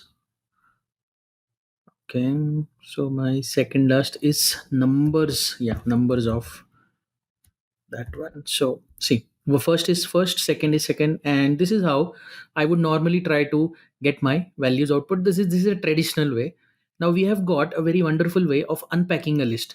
How can we do that? Let me uncomment this. Sorry, let me comment this and try to show you what you do. On the right hand side, you give the source list. So that is your source. Then I say first. Okay. Then I say second. Then I say, let's say last. Then I say, so you're matching the sequence. And now see, first, second. If I do this, you know what will happen. Now first, second, third, and fourth, they will be 1, 2, 3, 4. Let's check that out after I have changed this value. And they are saying, okay, if there are too many values to unpack. So the idea is I wanted first, second, that is 1 and 2, last and second last, which is 6 and 5, and all the other values which are in between, I wanted to add it in others. So I'll do what? I'll use an asterisk symbol and I say others. So let us try to print that as well. Print others with others, and let's see what happens here. So we have got first, second, last, second, last. So this is how you unpack a list. Now this, what is the first element? You can put it in F first. If you want, you can change the variable name. This first, second, they are not the fixed variable. You can change, like for example, F to first to F, and it will still work. It should work. Yeah. So this is a very wonderful way. So this is very wonderful way how Python allows you to work with this sort of implementation, and whatever values you don't want, like, or you want to club together, you can just use an asterisk symbol and put all those value inside it. So here what happened? One got linked to one F, two got linked to second, then last one was this one. So 6 got linked here, 5 got linked to second last, and all the values remaining, that is 3 and all the other fours, it got linked into others, and that is what is printed here. So this is an implementation called as unpacking of list. So the last part we are going to cover up in this particular video, this part is the looping in the list. So how do we do that? So let's say I have got a list called as letters, which again have A, B, C, D, E. I will simply say for letter in letters. You have seen this during the looping video. You can see the link for the looping video in the iBlock, or you can find it in the description. and then I can simply just say print letter. So what will be the output now? See, A, B, C, D, E, it is printing all my letters as required. Then I say print 40 multiplied by hyphen. So it will just give us a separator there. Okay. And I want to show you in list, we have got another thing, which is I'm showing you one thing ahead. That is, we have got an enumerator which will convert this into a tuple. Now, tuple is in round brackets, which we are going to cover up in the third part of this data structure videos. But for now, I can simply say for an element, and there is a function called as enumerate will do what? For every element it will give you a number. See, for letters I am giving you, if you want to have an indexed value, so what will you do now? Print the element, every element. Let's see what we get after this. See, so we started getting an index number 0a and so on. So if I pick this up now, so this is how a tuple looks like in Python. Now we are going to see that in some time, but for now, uh, if I see, if I try to get this element, so I had a single element here, and this element is looking like this, how it is like 1 and comma b. And now here we have got index and value. So if I try to unpack this, because this is also a list, if I try to unpack this, I will say index and value, okay, is equal to the element. And if I print my index hyphen hyphen value, let's see what happens. So it is printing 1 and b. So this way, what it does, like whatever element you have, it can also be. Only reason why I was showing you that is I can use the same thing exactly in my printing for here. See what I can do. Instead of that, I can simply replace my element with index comma value and print this index comma value instead of the element here now. Just for fun of it, I'll add a arrow so that we know that this is getting printed from the second loop. So you see, like after I use my enumerate, this is how my application works. And to do this is how we write the basics of my list, simple implementation order. So thank you for watching this video. You can find all this code on git repo, and before we end the video, I'll just show you. Let me make the push quickly.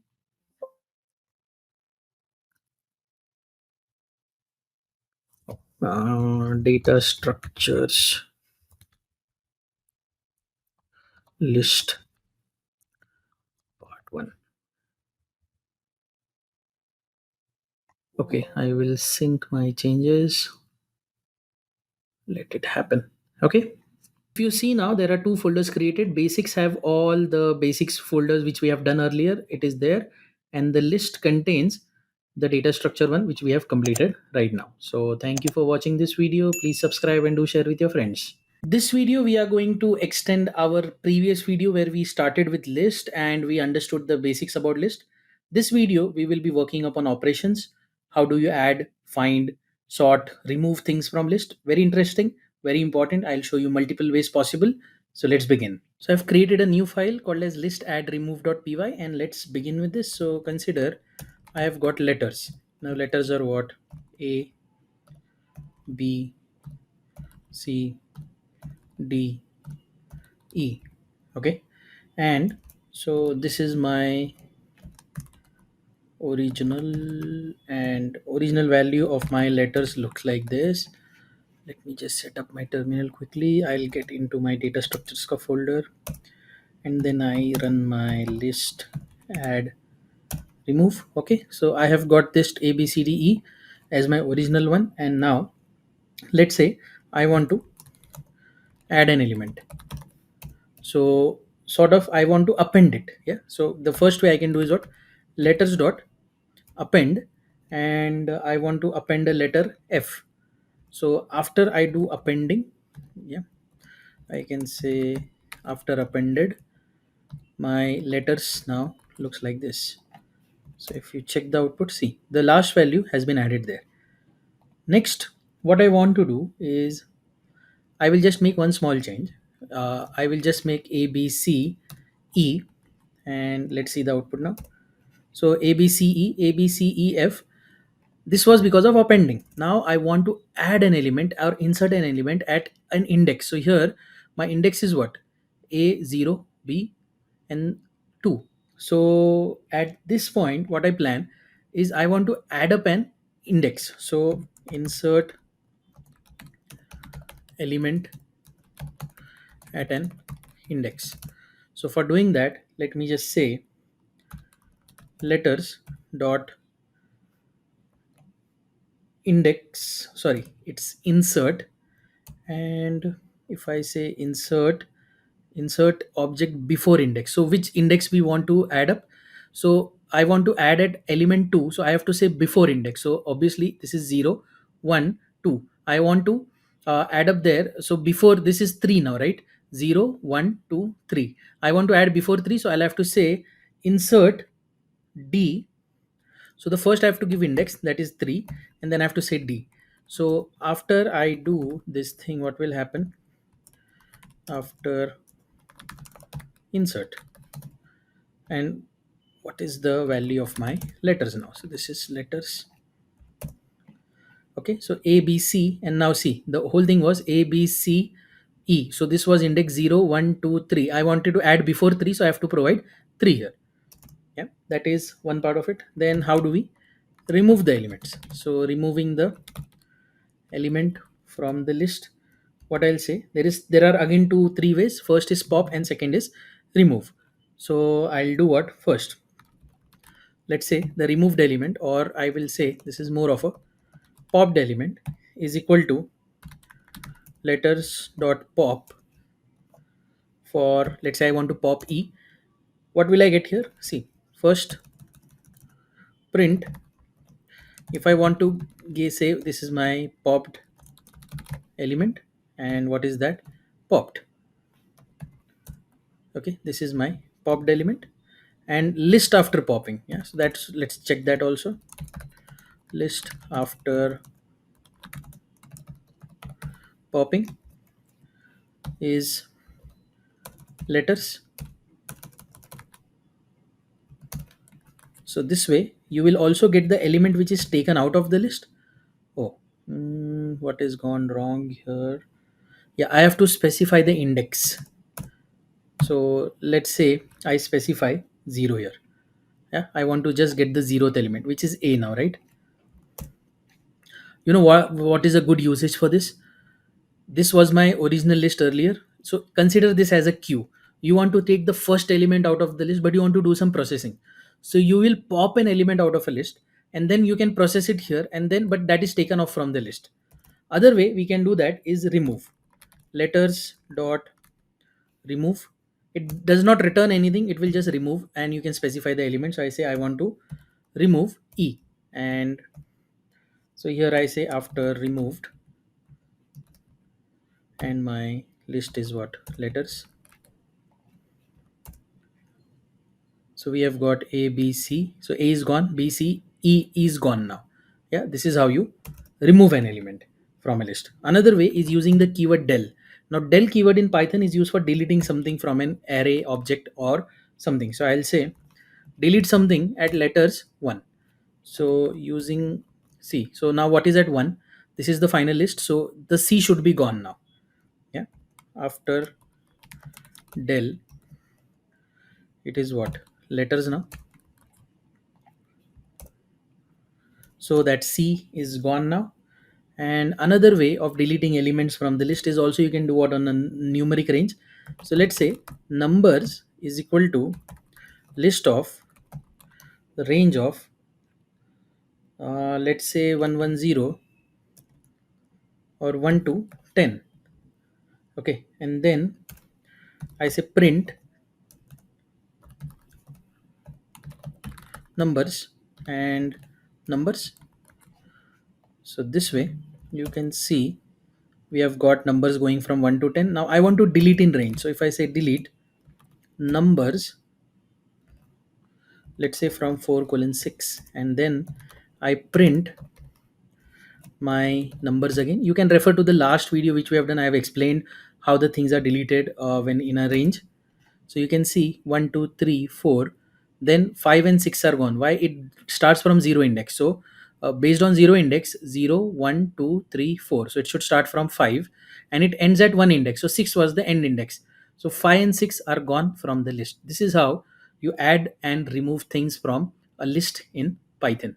Now let's jump into the finding part.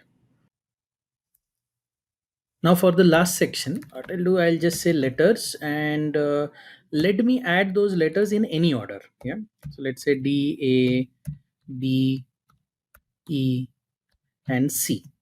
Once you do this, and let me print the value of my letters again. So this is my letters.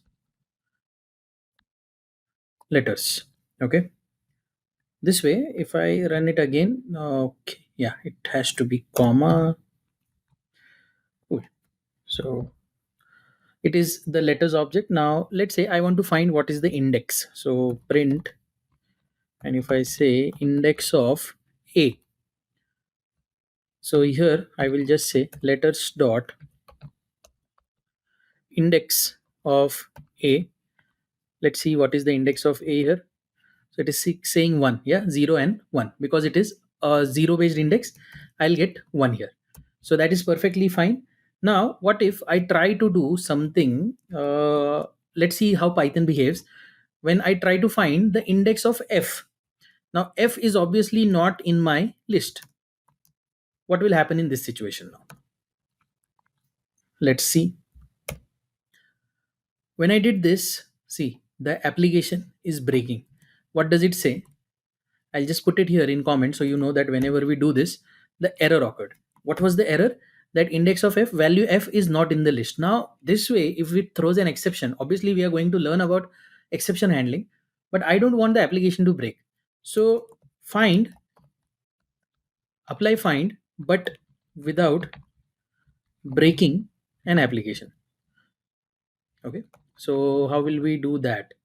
So for that reason, I can say for if F in letters. Now you have got the in command, and you can simply say print index of F is, and then you can just print letters dot index of F. So you know what will happen in this situation now is if it has the index, then only it will be applied. Else print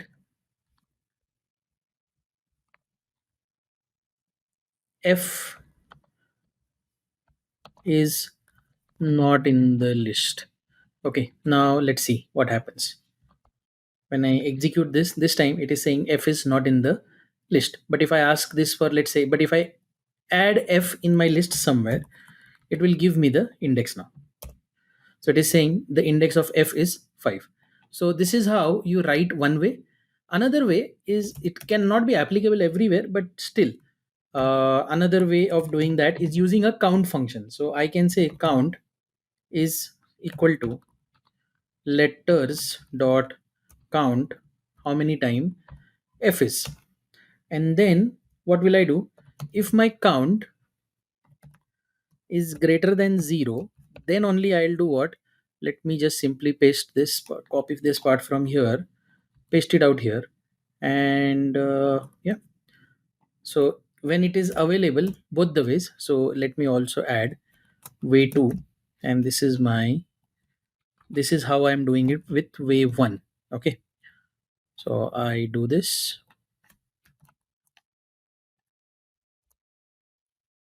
It found it both the times, and when it is not able to find it, see, I'll take this F out from this application now, and if I execute this again, yeah, F is not in the list. And second time, as there is no else block, this does not work and it does not print.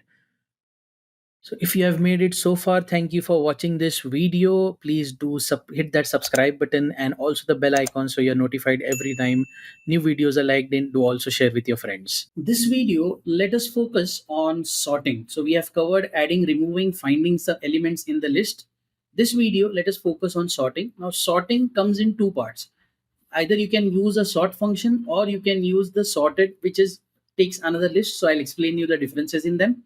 Plus, we'll also go and understand how to use lambda functions and apply those when you are trying to do some sort of sorting. So let's begin. Let's consider we have an element and we'll call it as numbers, and these numbers are any random numbers. So let's say 3, 1, 15, 65, 0, 43, and I want to sort this number. So what will I do? I will basically use a function which is like numbers dot sort. And after we sort this out, what will happen? Let me print original, and let's print the numbers, or let's print the sorted numbers first. So we'll say this is sorted, and the thing about sort is it will make the changes in the list itself. So even if you go and now try and say, let's see what is the original list showing up now, it will be the same. Yeah, so if I try to check this out, let's try to execute this. Python list sorting py. So this is the sorted, this is the original. You saw it made the changes directly in the list itself. What if I want to do the reverse sorting? Yeah, so I'll say print reverse sorting.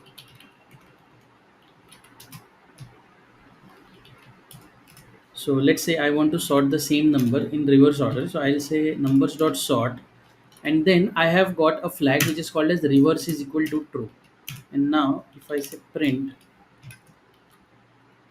reversed, and same numbers if I print, so as I told, it will start making changes in the same area. So you see it has reverse sorted. But what if I want to do the sorting on basis of my let's say I want to do the sorting but I don't want to change the original number.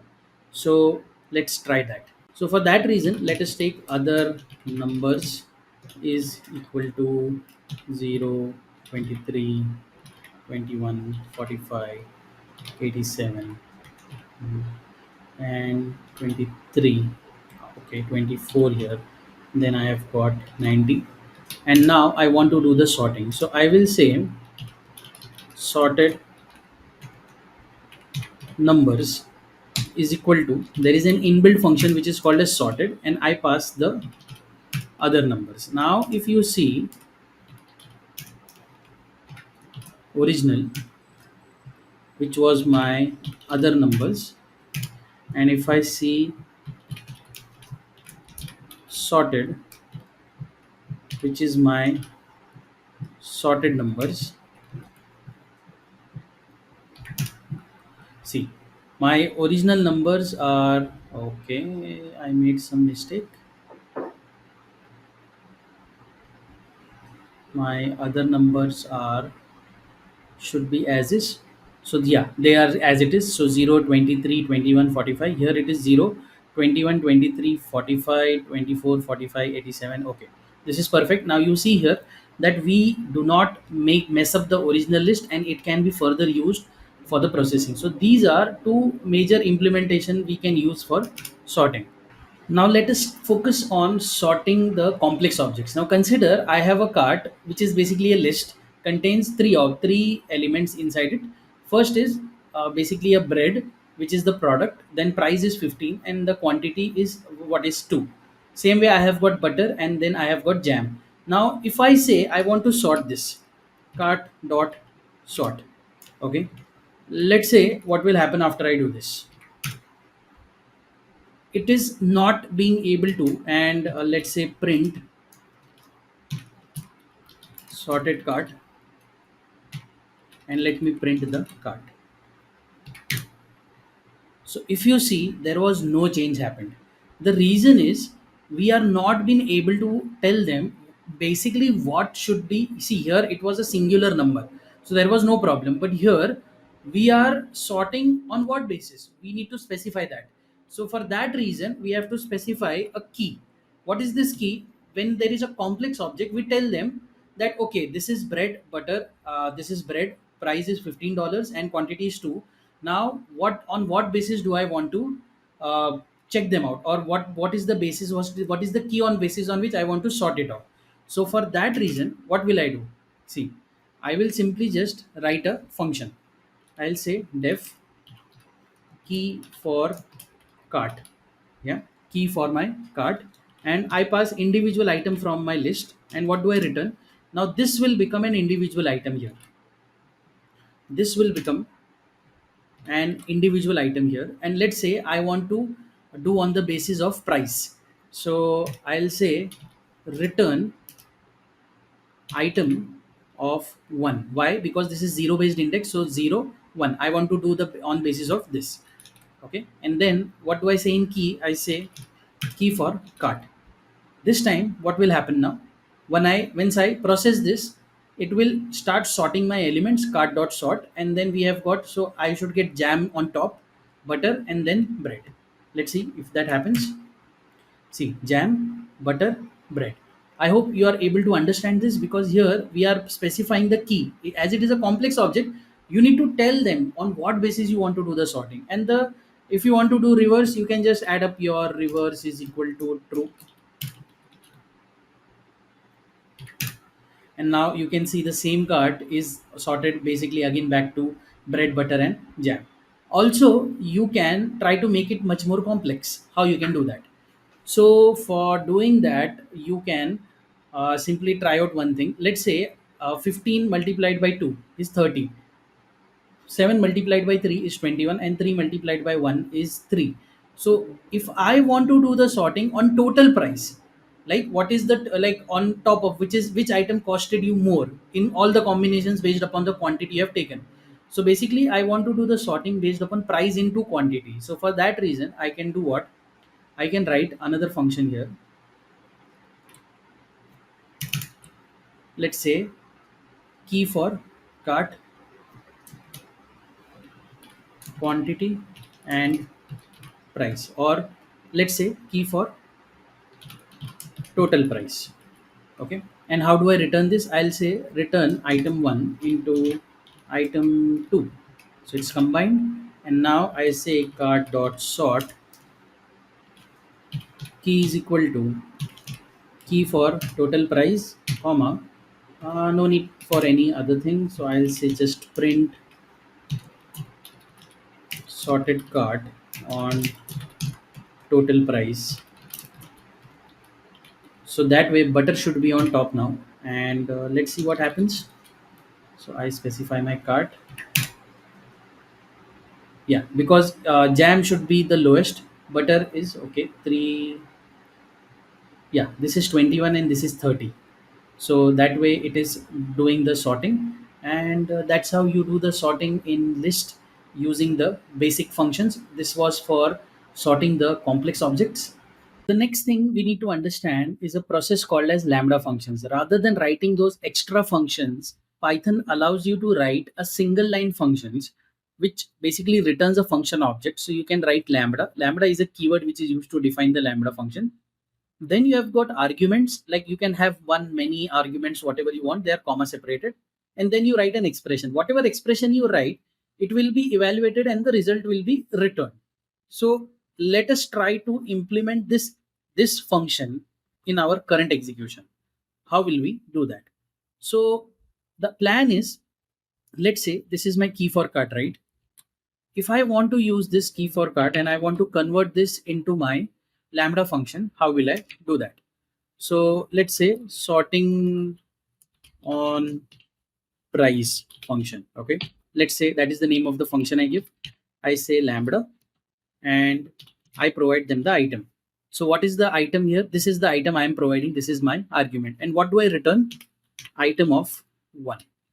So this is the simple function I would return. Then if I want to do the sorting, so let's say cart dot sort, and this time I'll say key is equal to sorting on price. I should get the same output. But the idea was not declaring using it separately. Idea is, let's just use it directly here and comment this off. So we don't need those extra functions. If the functions are not reusable, it is better to use them with the lambda function. So if I, what was the final value? It was 317. Jam was on top, butter, and then bread. And if I do this sorting, I should actually be getting, let us go and just make certain changes. So let's say jam is $23 and I've only taken one. Bread is 15 and butter is okay. Now let's see if this changes my elements here. So see, bread is $7, jam is 23, bread is 15, and how, like, I have to print my final sorting as well now. So print cart. So this will print the final sorting, and which is where butter is 7, bread is 15, jam is 23. So we are able to implement the lambda function here. If I want to do this on my this part here, right? What I was doing here, I would have also be able to do that. How can I do that? Let's make the change directly now. I can say lambda. You provide me the item, and I will just take item of z1 multiplied by item of 2. And if you can see, the output would exactly remain same, and I'm not dependent upon a function now. If it is a reusable function, you can use it as a function. That is the best choice. But if you are using just that for once, it is better you sort it like this. So this is how we do the sorting in Python lists, and we have seen explored lambda functions as well. Thank you for watching this video. Next video we'll explore more functions of list like map, filter, and so on. Subscribe to my channel, do share it with your friends. This video we are going to focus on the concept called as list comprehension. Now you have seen in the previous examples we have been through cart. Now let's say I want to find the list of the prices, or I want to filter out the elements which are greater than $5. So I will have to go and use functions like map and filter, which tends to become complex after a while. So Python provides us a very concise way of creating or applying map applications or filters on list. It simply says, like in a square bracket, you can just say like this is the baseline expression for item in items if condition. So if condition last part is quite optional, but expression for item in items. And if you write it in that way, it becomes such a human readable thing that you will enjoy applying this comprehension on list. So let's jump into the practice. Now what I have done here is already created a file called as list comprehension and taken my cart. So my cart is just to give you an idea, we have got product, we have got price, and we have got quantity. So this is what that individual element means in that cart. And what I want to do is, let's first just print the cart straight away. Now let's say I have to find out the prices from this list, which belongs at item of 1. So what I want to do is prices is list of map. Now there is a function called as map. You remember lambda function we have done in the previous video. I'll just share the link in the description. So here I'll say that lambda, and for every item, what I want to release is item of 1. Yeah. From where? From my cart. So you have to specify like what iteration you want to apply, and on what what is the collection where you want to apply. So if you do that, you will say print, you'll get lists of prices. So that should give you only what? Prices. Okay. So if I say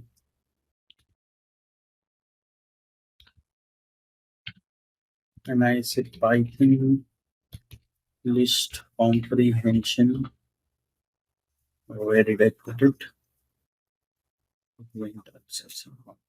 I'll remove this and now it should pick up list comprehension. Yeah. See, this was my original cart, and now I'm getting prices of 15, 7, and 23. But if I wanted to do the same thing using my list comprehension, so this is sort of a map function we are doing. And now let's apply list comprehension. As I said, by the time you get used to it, it is always better just write this like a boilerplate expression for item in items. So this is what I want to do. Now let's say I want to find the list using list comprehension. So I'll say price is LC. Yeah, this is list comprehension, or underscore LC list comprehension. First, I paste this. Then I do what? Step one. Let me replace my items with cart, because that is what I am finding. For every item in cart, what is the expression I want to get there? Is that item of one, because that is at the first element. Okay. And now, if you see, I print this and I say list, sorry, prices LC. Let's see if it. So yeah, the second list is coming from list comprehension, and you see how easy it becomes. Rather than writing this very complex function, it is much more better that how we write it here. Same way, now consider if I want to do this for filtering element. So I can simply just go here, say filter, and as I said, step one, always write the boilerplate, that is expression for item in items, and here I'll specify if condition. So consider I want to find out those elements in my list where my price is greater than 9. So your 7 should not be included. So here what we do, items with price greater than 9. And what I say, as I said, print your boilerplate. This time we have an extra thing which is with condition. So first, let us replace items with what? Cart, because we want to apply the cart here. Then I want to find item of 1. That will give me the value on which I will write my condition. And then here I say item of 1 should be greater than 9, because this is how you will be able to write your list. Then I say print items greater than 9, price USD 9, and that is we have got items greater than 9. So you see you have got 15 and 23 here. Okay, sorry, what what I can do is, rather than just fetching out the item, why don't I just say return an item which will return me the cart. So this way it is also giving me bread and jam, and butter is gone. Why? Because it was $7. Also, at the same time, this can be used for much more purposes. For example, I want to find the lengths. So I can say, for example, I have a names list where I've got, let's say, Tom, Alex, Mike, Leonard, Sheldon. Okay, now I want to find only the lengths. So how can I do that? So let's say length list. First thing, paste the boilerplate. Now this time the items will be what? Names. For every name, you can also change this one. For every name in name, what do you want to release is the length of your name. So you have got a new list now. So if I say print names is names, and length of names is length list. If you run this, you'll see Tom is 3, Alex is 4, Mike is 4, Leonard 7, Sheldon 7. So this is how you apply list comprehension. So the next thing, what I want to do is, I have given you the list of employees here, and there is a challenge. So you need to find the list of departments in employee list. So whatever departments, I want a unique list here, and find those employees whose salary is greater than 32,000. So except for Tom, everyone should be there in your final list. Plus, they should be only working in IT department. So these are certain challenges what I would like you all to work upon. So thank you for watching this video. Try to complete this challenge. You can find the link for this code on my Git repo, which will be mentioned in the description. And do subscribe, hit that bell icon, and share it with your friends. Tuples in Python, a very important part of the data structures in Python. We have explored all about list. Now let's jump into tuple. So tuples are basically the read-only list, and they are denoted by round brackets. And the thing is, they are sort of default in Python. So when you are in Python and you declare anything with a comma separation, by default it will be generated as tuple. Now tuple, as you can see, it they are ordered, like they will maintain the order in which you have added the elements. They are immutable. Once you have specified a tuple, you have given, like you have done writing a tuple, they will no longer, you cannot mutate it anymore, they cannot be changed. Yeah, they can be accessed, but don't, you cannot, it, they're not editable at all. Then you have, they're heterogeneous. So tuple can store an integer, a string, a boolean together. So a simple example of tuple here is my tuple 123 apple banana. So very important one, like when you want the order of the data should not change across the application, tuple is your go-to data structure element. Most of the cases you start with a tuple, and if need be you shift it to a list.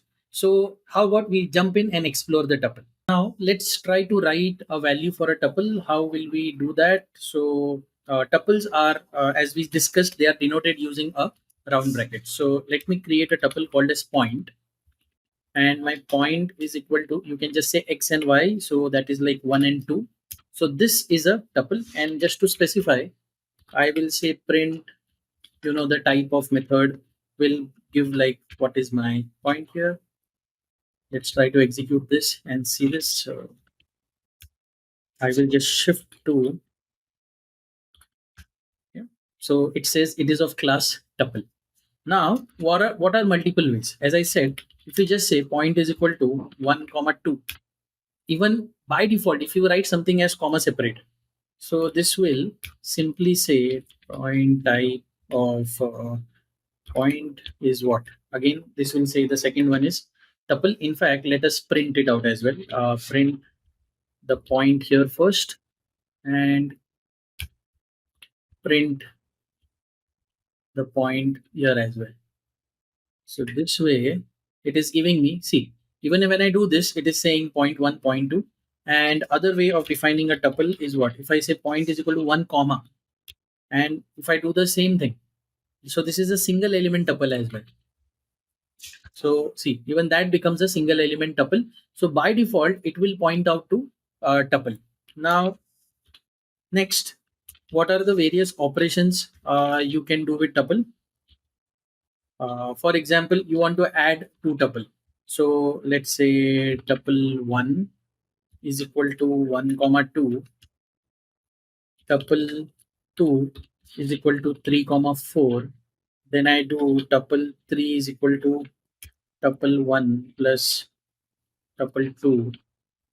And if I print tuple 3 now, let's see what happens. If I execute this, see, it is 1, 2, 3, 4. And let's say I want ones for 10 times. So I'll do what? 1 comma multiplied by 10. And if I print, obviously this will be a tuple, and this ones will become 111. So it will become for 10 times.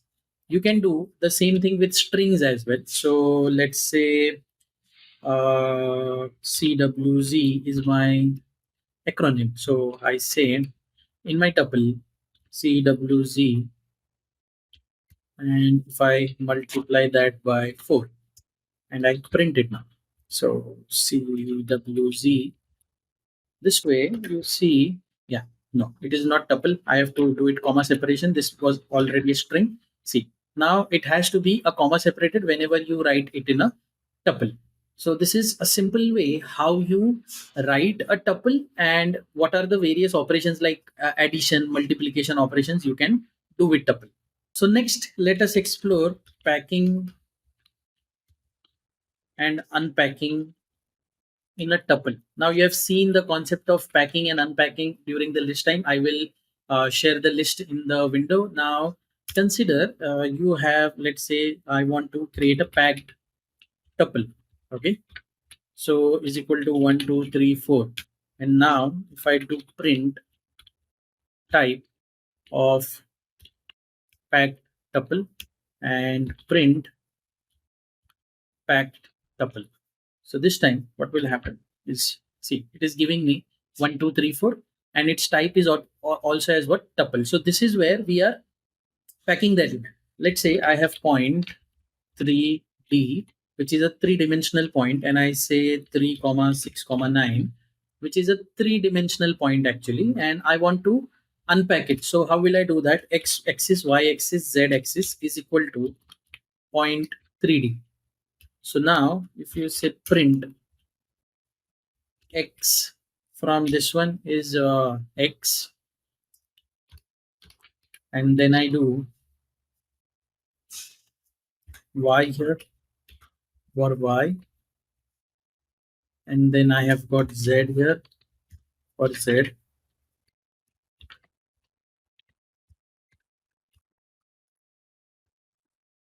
Okay, so if I try to execute this now, so it is 3, 6, and 9. This is how we do unpacking in a tuple.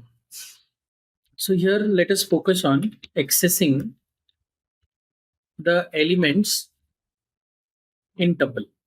Okay, accessing the elements in tuple. Here what we do is, let's say we already have a point object, right? But I'll just define it again. It's, let's say, point 1, 2, 3, then 2, 3, 4, and 6 and 7. Now here they are on zero based index. So 0, 1, 2, 3, 4. So if I want to access, I can say print point of 2 or 2. Yeah. So what should I expect here? The output should be 3. So let's see what it is, 3. So at index 2, the element is what? 3. At index 2 point, the element should be 3. Why? Because you have seen that in the tuple that index 2 element is 3. Apart from that, if you want to figure out its, let's say, range access, how will you do that? So let's say range access, and here I have got point of 0 to 3. So again, what it will print, it is like 0 to 3. If you see the third index, this is 0, 1, 2, 3. Yeah, but whenever you do point range access, the last element is considered from one based. So here it is 1, 2, and 3. That is why your range comes is at 1, 2, 3 in the initial point. Okay, another way, there is a function of let's say index 4, but this time I will say point dot index of 4. Let's see how it works. So here it is 0, 1, 2, 3, and 4. So the value at 4 is also 4. So that's how you access the element. Now you want to find out how many threes are there in this. So it's not a count access element, but instead in let's of count of 3 is how much. So here I will say point dot count for 3. How many times 3 is repeating in this? We have to check that out.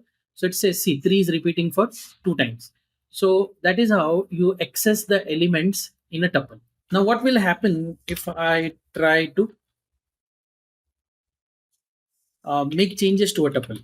Yeah, make changes to a tuple. So here, if I say point of 1 is equal to 6. So if I try to do this, let's see what happens. It says tuple object is not supported. The type, it is not supported at all. It simply says that tuple object does not support the item assignment. This is the error we will get. So I will putting this error as a comment, and yeah, so you cannot update a value or cannot edit a value inside a tuple. That is how you will have to work with a tuple. So we have covered a lot of things here. Thank you for watching this video, and share it with your friends. Subscribe to my channel, and you can find all these codes on the Git repo. Thank you. This video, let us focus on the concept of set in Python. Now, you will be using set when you want unique elements in your collection. Order is not a problem, and you want to do some operations like union, intersection, and so on with your application. So whenever performance matters a lot, set is a preferred concept. But only thing you need to remember, there are no duplicates. These sets are exactly what we used to study during our school times. So they have no duplicates and they are unordered. So order will not be maintained, or whatever you want ordering, you'll have to convert it to into another data structure. But so let us try this out practically, understand how set works.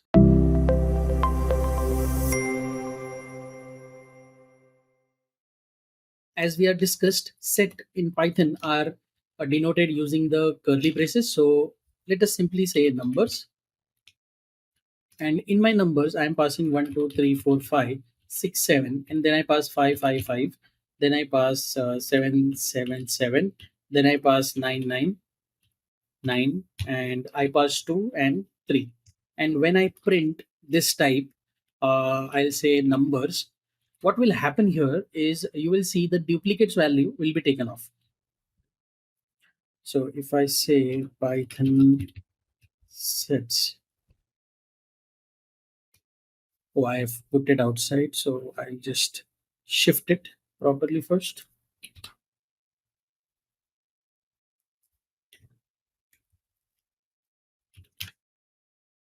Okay, set is added. So if I say Python base set py, see 1, 2, 3, 4, 5, 6, 7, 9, 9, and 9. So whatever values were repeated again and again are gone now. So this is how your set will work along here. Now, what are the other ways of defining, or how can we define sets? So first way is, yeah, let's use the constructor of set and pass any value we have. So I will say numbers, and if I say print type of first, and also if I print first, see this belongs to the class of set. So this is one way of defining a set in Python. Then other way is obviously quite straightforward, that you have got 1, 4, 5. This is how you define a set again. And but so I pass second, I pass second here, and this is my another set now. Now, how do we perform? So how do we perform various operations on set, like adding and removing? So for doing that, we'll simply just say, for example, second dot add, and here let's say I am adding 6, and I print second again after adding up here. So let's see what happens. So it is 1, 4, 5, and 6. Then if I want to remove something, so I have got second dot remove of 4, and I'm telling them what to be removed. And then after removing, if I say second, so it is 1, 4, and 6. Then we also have something called as discard. Yeah, we also have something called as discard. So let's see how will discard work now. See, we have done this. But what will happen if I try to remove after I have discarded the fourth element? Let's see what happens after this point now. So there is a basic difference between remove and discard. Remove, if the element exists, will delete it and fine. But if the element does not exist, it will give you an error. In other case of discard, what it will do, if it is available, it will delete. If it is not there, it will not give you any error, it will straight away go ahead. So if you want to do some cleanup process and you don't know, like you have predicted some bad values, you can delete it using discard will be a good option. But you want to make sure that the thing should be removed, and if it is not there, you should be notified. The best option is you will go is for remove function. The next operations what we are going to learn about is all about the operations we do in set. So we have got union, where we take common elements between a and b plus all the uncommon elements. We do intersection, where we only take common elements between a and b.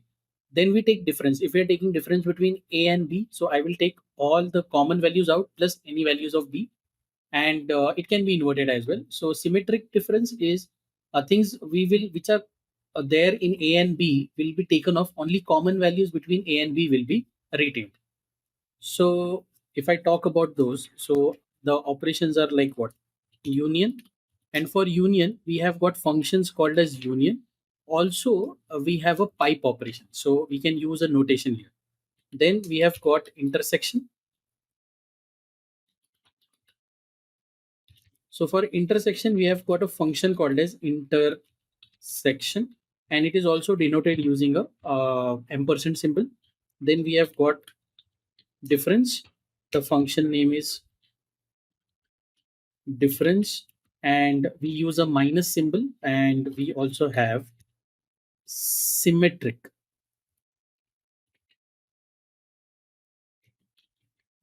difference. So the method name is what? Symmetric underscore difference, uh, and the symbol is a caret symbol. So if I say, let's say first is 1, 2, 3, 4, 5, 6, and my second set, I'm just redefining those again. I'll start with 3, 4, 5, 6, 7, 8, 9. So if you see 1, 2, 3, so 3, 4, 5, 6 are common elements between both of the set here. Okay. So safe side, I'll just print it out here, and I'll say this is my first first. Then I will print the second value for second element. So this goes like second, and then I will simply do what here, start with the union operation. So I'll say print union, and what am I planning to do inside union operation? First is union underscore 1. I'll show you using the function here. So I've got first dot union second, and then I have got union underscore, let's say 2, which we'll do using notation. So it will be like first pipe second, and let's print it out. So print union hyphen 1 colon, and then I say union 1, then I say union 2, which will be my union 2 operation. Let's see the output. So here I have got first and second, and you see union 1, 2, 3, 4, 5, 6, 7, 8, 9 has been used. Next, let's do it for intersection. So here I will say inter underscore 1 is first dot intersection second, and inter underscore 2 is first ampersand second, which is same. And now I'll say print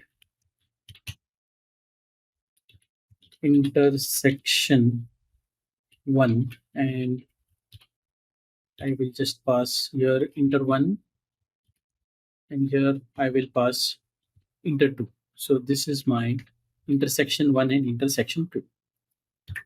So if you see 3, 4, 5, 6 are common values between first and second. So as expected output, then let's try to find out for difference and symmetric difference. How will that work? So for this reason, I will say difference underscore 1 is equal to first dot difference of second. So it will give me those values which are only available in first. So if I say print difference 1, see 1 and 2 are only available in first. And if I try to replicate this in a different way now, so I'll say 2, and the symbol here is a bit different. So here I'll do what? Second minus the first. And this time I will make it difference underscore 2. So only these elements are available in 2, which are not there, like common value separated, and your other value separated. These are only available here. Plus, we have got symmetric difference of 1 is first dot symmetric difference of second. And if I print now, so you will be able to see the output. Here it is 1 2 7 8 9. If you see 1 2 3 4 5 6 is common, so only 1 2 is taken from here, 7 8 9 is taken from here, and only those values are given. And the same thing can now be done using what symbol, that is first and second. So I'll just say first a caret symbol and second, and this time copy this and I get the same output. So this is all about set in Python. So thank you for watching this video. All these codes will be available on the Git repo. Please do subscribe to my channel and leave a comment like how did you like this video and any suggestions you have. Thank you. Hey Coding House, welcome back to the channel. This video we are going to talk about dictionaries in Python, one of the very important member of the data structures in Python used extensively. They are represented by curly braces with key colon value pair, and there can be multiple. Now the thing here is the key part of the dictionary is usually denoted by a set, so there cannot be any duplicates and there cannot be any ordering there. But the value part, it can be anything. They are more like a list, so you can even repeat those values, so that's not a problem at all. And so here, as they are unordered, they are immutable. So keys are immutable, values are mutable, and they are heterogeneous in nature, so you don't have to stick to a single type when you're working on this. So if you see, the basic dictionary looks like name is John, age is 25, profession is engineer. So this is how a dictionary usually looks like. Let's jump into the practical and understand this at its core. So I have already created a file by name dictionary.py in our data structures folder, and let us now start working on this. So here we have, as I said, they are represented by key colon value pair, and there can be any number. So they are comma value separated, key colon value, and so on. And obviously, these are there are now. Let us start with multiple ways of making a dictionary object.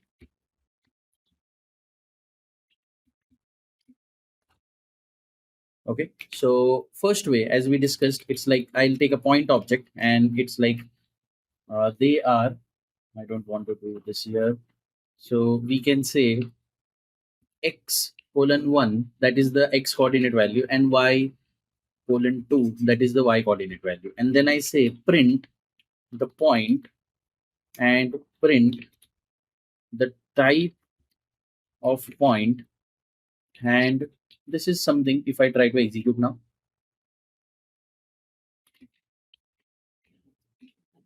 I'll have to change the directory and then say Python space dictionary.py. And you see this way what we are doing, x and y, and this class is of nature dictionary. Then the other way of creating this is something I like it, is about, I can say point is, you can use the constructor of dictionary, and the best part is now you don't have to use those quotes. You can simply just say x is 1, y is 2, and you will basically get the same thing back. So if I say print point and print your type of point, it's simple and to execute. So you see we have got this dictionary here. Then so see now here, when I created using curly braces, I have to represent them and add everything of my key using double quotes itself or single quotes, but not something I when I use the dictionary constructor, it is much better way to work upon it. Now I'll create another dictionary which will help us to deal with lot of things. So I'll say name is equal to Tom, then age is, let's say, 25, then gender is male, then I can say is married is false. So I'm using a boolean value here, and let's say what all programming languages they know. So here I have got Java, Python, and this time let also add Rust to that.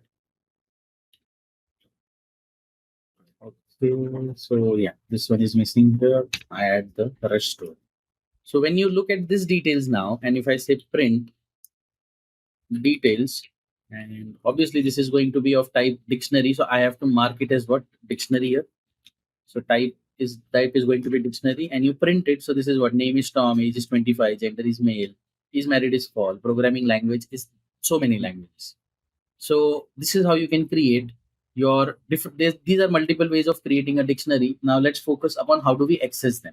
So for accessing the elements in the dictionary, I can simply just say, for example, I'll use a print tab and I'll say that name. How do I access the name key in my dictionary? So I can do that.